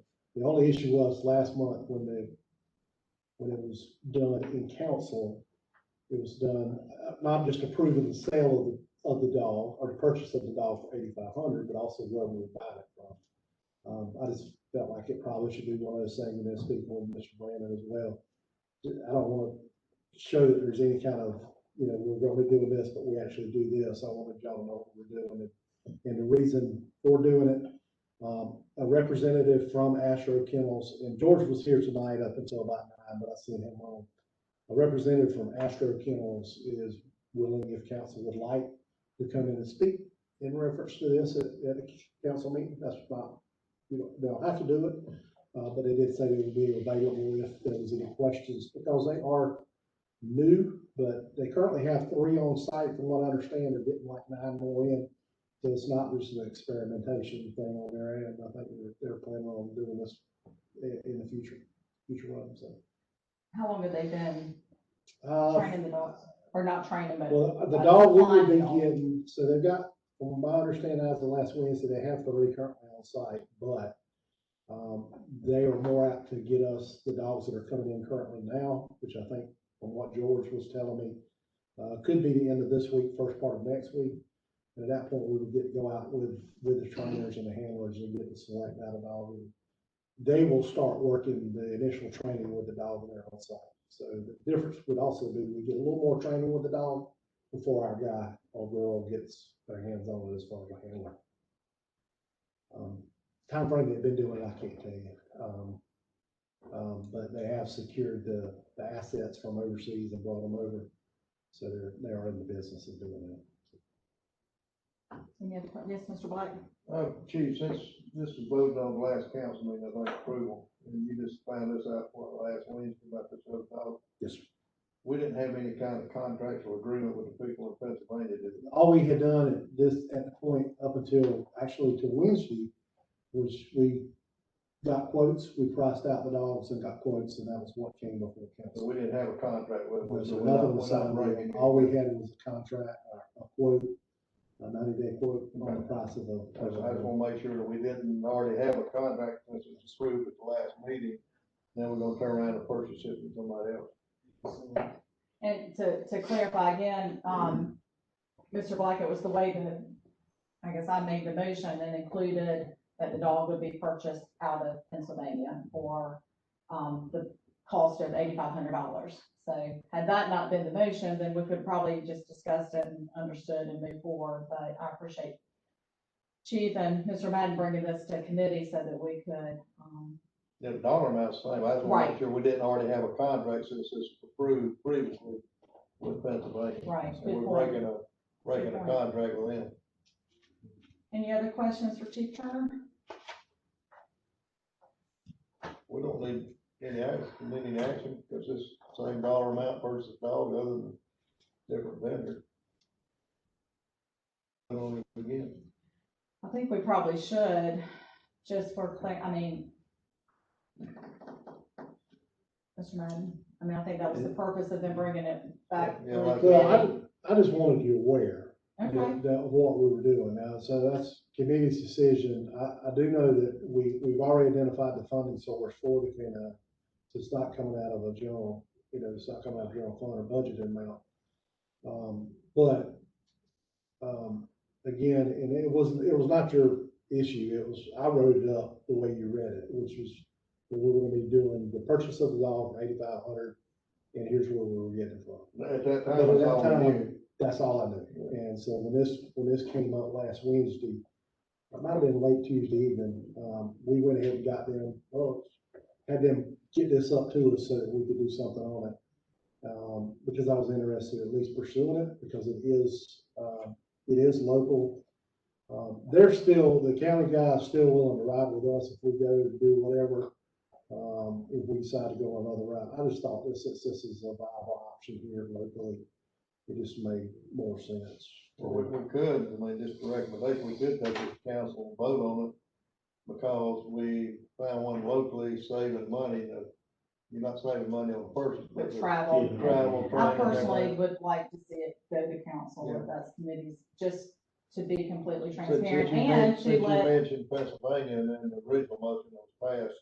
and let our residents know that we're using Astro, who's Yeah. local, and because they're provided the same service. I don't have a problem, because we're saving money on the travel and everything, that's Pennsylvania back, plus if anything was wrong, we have to go back again.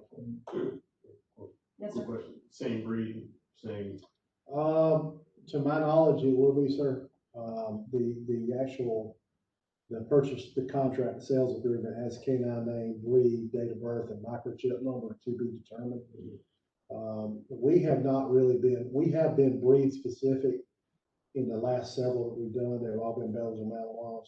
But in the past, we have used, other dogs, including Labs. So it really is going to depend on what they have that's available. If it be something that we need to get something different, I'm sure we could do that as well. But to my understanding, and I can have them speak a little bit better to that than I can, in the past several we bought have all been Belgian Malinois that have been imported in. And we've had really good success with them. But we've also had German Shepherds, and we've also had Labs that we've had good success with those as well. Each one of them has some health issues, but we've been very fortunate that even with Paco, the number of years that we've got out of animals, we're really good. So. Yes, it is. So, Ms. Clark, do you put that in form of a motion? I'll make a motion, we forward this to full council with a, motion to purchase the dog from Astro Kennels in Simpsonville for the purchase price of $8,500. Second that. Thank you. Any further discussion? Hearing none, all those in favor of the motion to purchase the K-9 from Astro Kennels, say aye. Aye. Aye. None opposed, motion carries. All right, now we're moving on to the, last item under new business, 6C, pages 17 through 19, which will fall under Fire Chief McComb. So I'll give some background history and then let Chief explain further, but I'm not gonna lie, I had a little bit of heartburn about this because I was involved in the vehicle use policy that was adopted back in 2017. But then I was quickly reminded as I was refreshing my memory and reading through that our police department, fire department are treated differently when it comes to this policy and take home vehicles.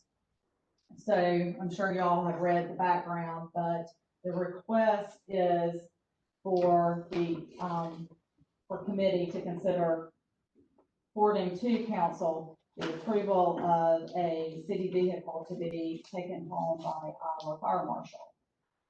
The current vehicle policy states that any city vehicle that is, to go out further than 10 miles must have, the recommendation from the city administrator and approval of council.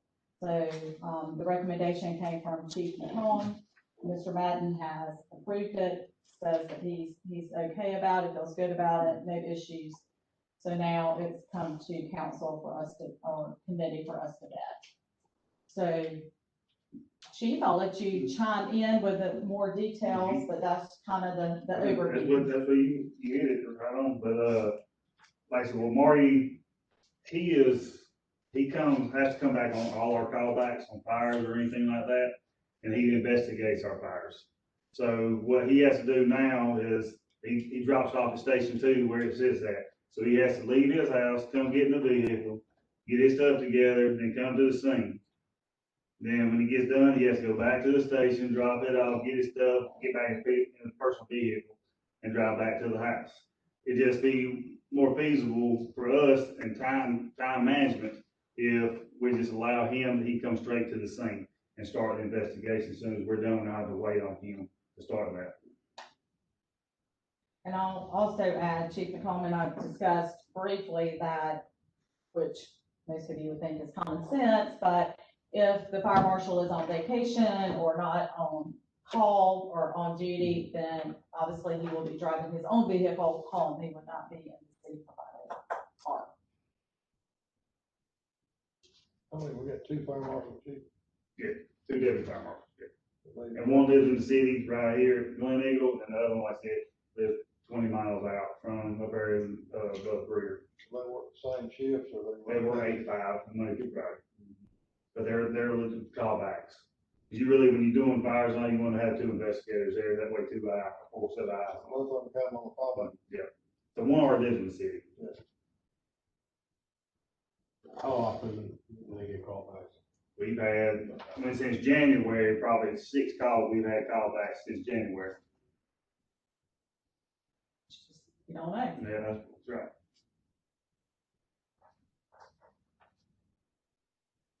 I guess the main reason is just to be more efficient and time-wise, not having to come all the way back to headquarters. Yes, sir. So this is a policy from 2017. Yes. Is it really what's, the question here, is it the 10 miles? Yes. That's the real question. Mm-hmm. So the person that does live here in Mauldin, this isn't the thing, that person that lives out. Outside that 10 miles, yes. And that's the only person that we'd be talking about. Yes, sir. Yes, sir.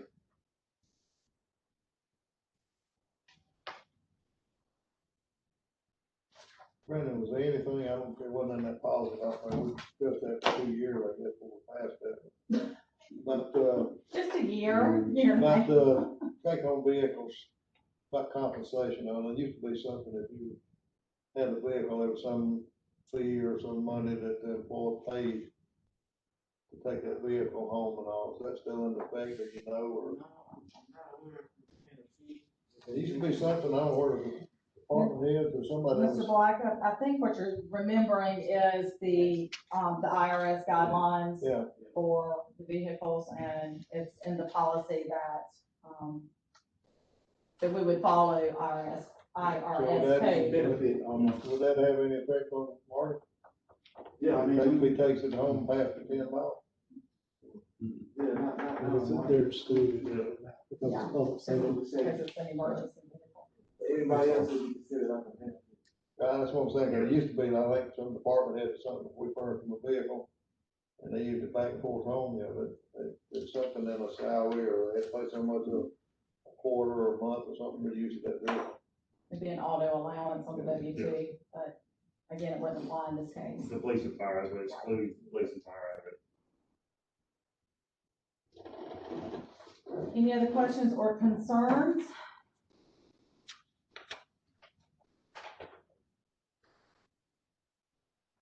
Can you get him to move?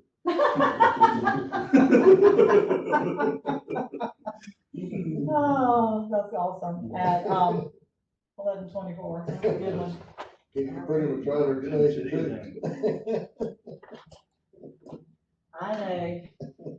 Any idea how much extra mileage we're gonna get with the vehicle? He's 20 miles, I mean, you're gonna say, 40 miles round trip a day. But he's, so, okay, I'm sorry, I was thinking he'd stay, he's not staying. Yeah.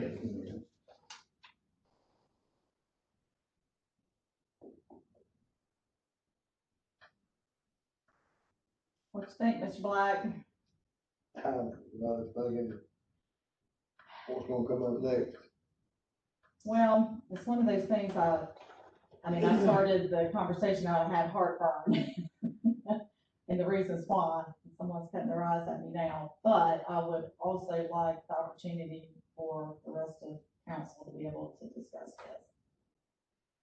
I have no thing I can say, we send it to full council for, let everybody weigh in on it, since they're not here to weigh in on it now. Like I said, we went over this vehicle thing for well over a year, I think, back and forth. And I understand circumstances, the warrant changes. I don't have a problem taking it to full council, just let the council have action on Thank you, that's what I was, it. because we worked hard on the policy and, there was reasons behind.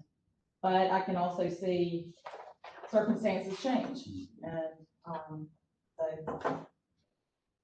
You wanna put that in the form of a motion and we'll talk about it Monday Now I night? make a motion that we send this to full council at the next regular council meeting for discussion and possible action with no recommendation out of the committee. I'll second that. All right. Thank you, Ms. Black, got a motion and a second, any further discussion? Just real quick, I'm sorry, I should Yes, ask sir. this question before. This is all vehicles, correct? Not just, we'll make sure. All city vehicles, yes. Yes. So that put into place a take-home vehicle policy. So basically, we don't have any vehicles now Law that, enforcement has to follow. We have no, law enforcement separate. Okay, So- well, that's what I was, okay. Emergency vehicles are separate. We have So one we all- driving, 40 miles one way. I mean, they're treated separately, so the Well, police it's cars 60 aren't. miles round trip, I think, today with the city vehicle. Right, right. All right, all those in favor of forwarding the, request to council with no recommendation of possible action, say aye. Aye. Aye, none opposed, motion carries. All right, thank you, committee, and that takes us back full circle. Our agenda back out, I got everything. Start to public comment. How did I know? Mr. Mayor? Thank you, Madam Chair. The only thing I was thinking would be, action B, the police K-9 purchase kind of, should council have to consider rescinding the motion from last month or declaring it null and void and put forth a new motion, since the name of the kennel was included in that. I mean, it was passed unanimous last month, so it's an action. Yes, So legal might want us to rescind it or declare it null and void, so. Yeah. Okay, thank you. Thank you. Excellent point. council could reconsider the minutes of the meeting. Well, yeah, we could make the correction within the, during the minutes. Reconsider the action, because it hasn't been adopted, the minutes haven't been adopted. We could reconsider the minutes. Reconsider that item. Do the minutes actually reflect what was said in the council meeting? Then the minutes are not inactive. No, you can reconsider that, the item. You can reconsider the question.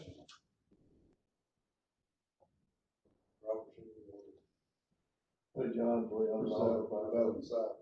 Yeah, John. Well, we could just rescind it and prior to, right, right, I would do that annexation. yes. So, Some things we don't like to remember, Mayor. Any other public comment? All right, hearing none, committee concerns. That's why he's I just going. like my comment on what good job the chief done since he took over a permanent role. Yes, sir. I ain't gonna say anything about the other Brandon, man, he's been there a long We'll see, we can just make just a random comment on on Brian doing a good job. And they say, well, I was talking about her. Pick one. That's all right. That's what it is. Any other, committee concerns or comments? What do I have on adjournment? Got a motion and a second, all those in favor? Aye, stand adjourned. Thank you, everyone, for your patience tonight. All right, Mr. Chairman, bring it home. Everybody ready? I'd like to call the, committee meeting to order. September 14th, 2020, last committee meeting of the evening. Thank goodness it's approximately 11:31 p.m. That is 11:31 p.m. on Monday, the 14th of September. Members present, myself, Dale Black, Mr. Michael Reynolds, Mr. Pat Matney, newly appointed Recreation Director, Mr. Bart Cumberlander, and City Administrator, Mr. Brandon Madden. To have any public comment this time? If not, we'll give you an opportunity at the end of this meeting. All right, hearing none, next one is reading approval of minutes. Move for approval. I have a motion to be approved as distributed on August 3rd, Mr. Matthew, do I have a second? Any discussions? All in favor? Aye. Pass unanimous. Okay, department reports, Recreation Director, Mr. Bart Cumberlander. Yes, sir, everything's going well. We actually started football tonight, we start baseball tomorrow night. So what we do in all sports, we play football Mondays, Tuesdays and Thursday nights, baseball on Tuesdays and Thursday nights. We'll be utilizing Springfield Park and also City Park and Sunset for practices and flag football.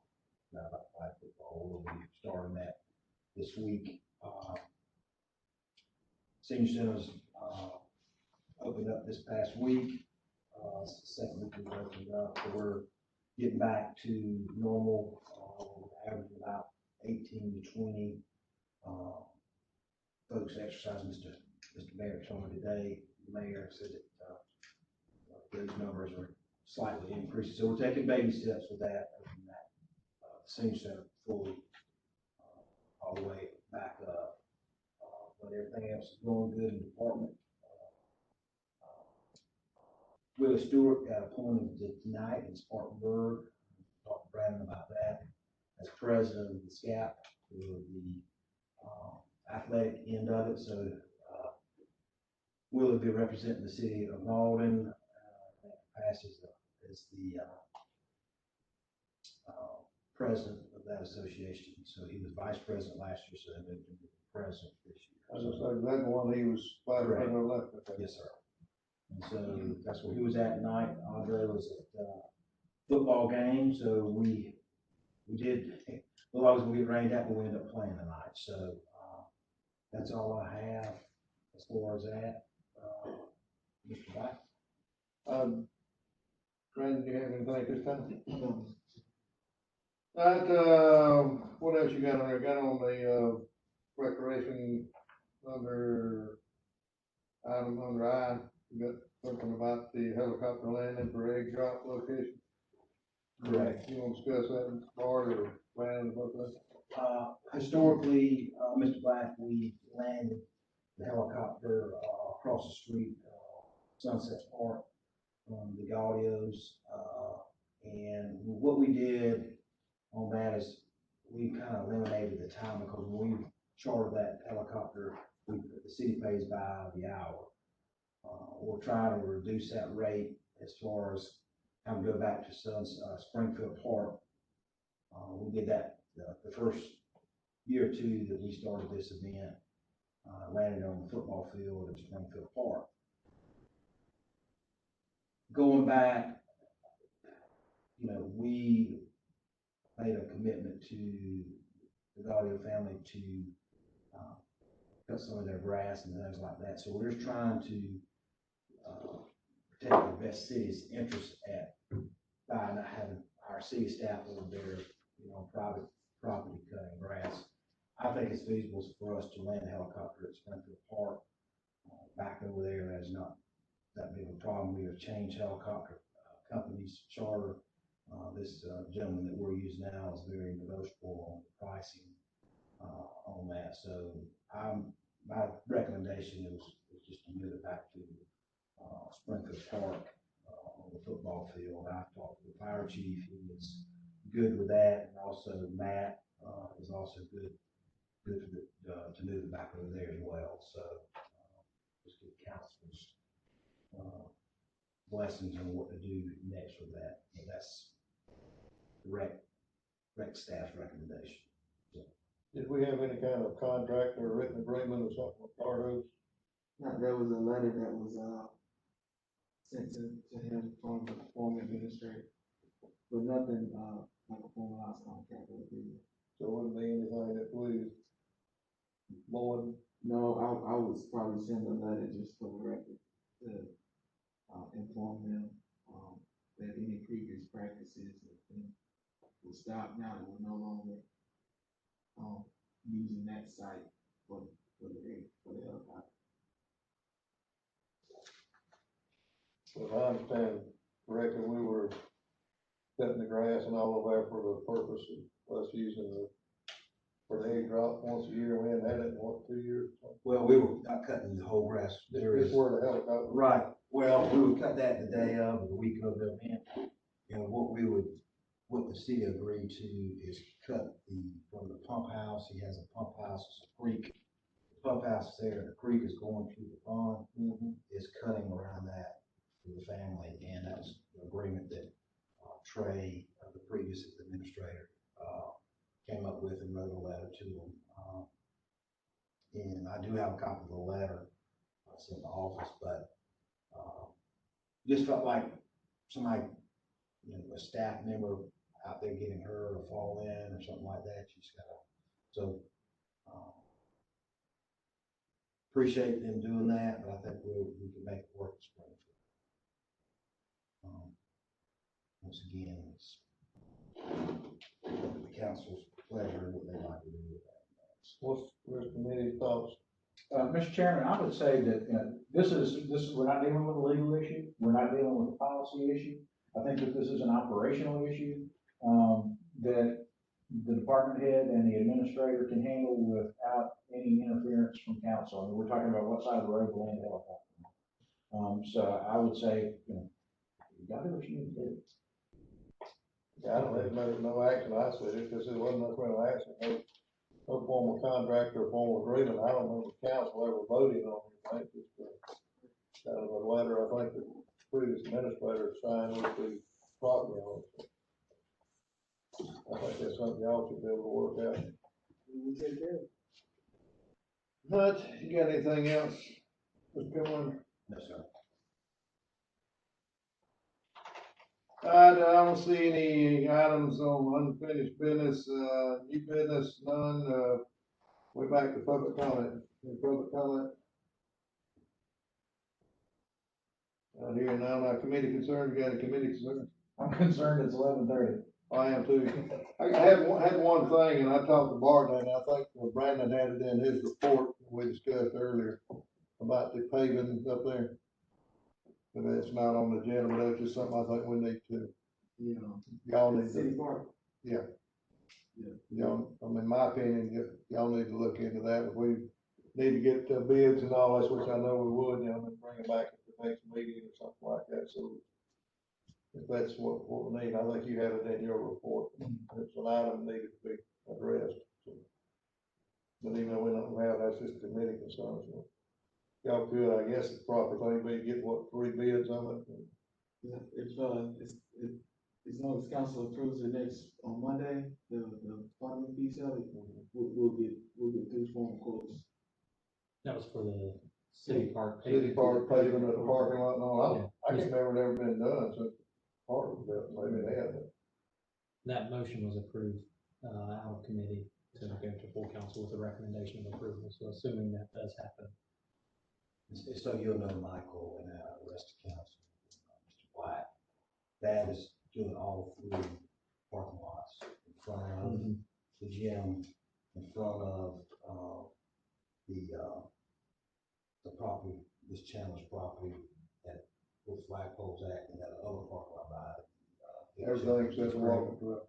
Right, and so the curbing as well, as bus lane is gonna be replaced. So that's all, we want nothing that price is all right, so. Very good. Any other committee concerns or anything? No, sir. That's what I hear adjournment. Motion we adjourn. Second. All in favor? Aye. Thank you. Happy Tuesday. Thank you, Mark.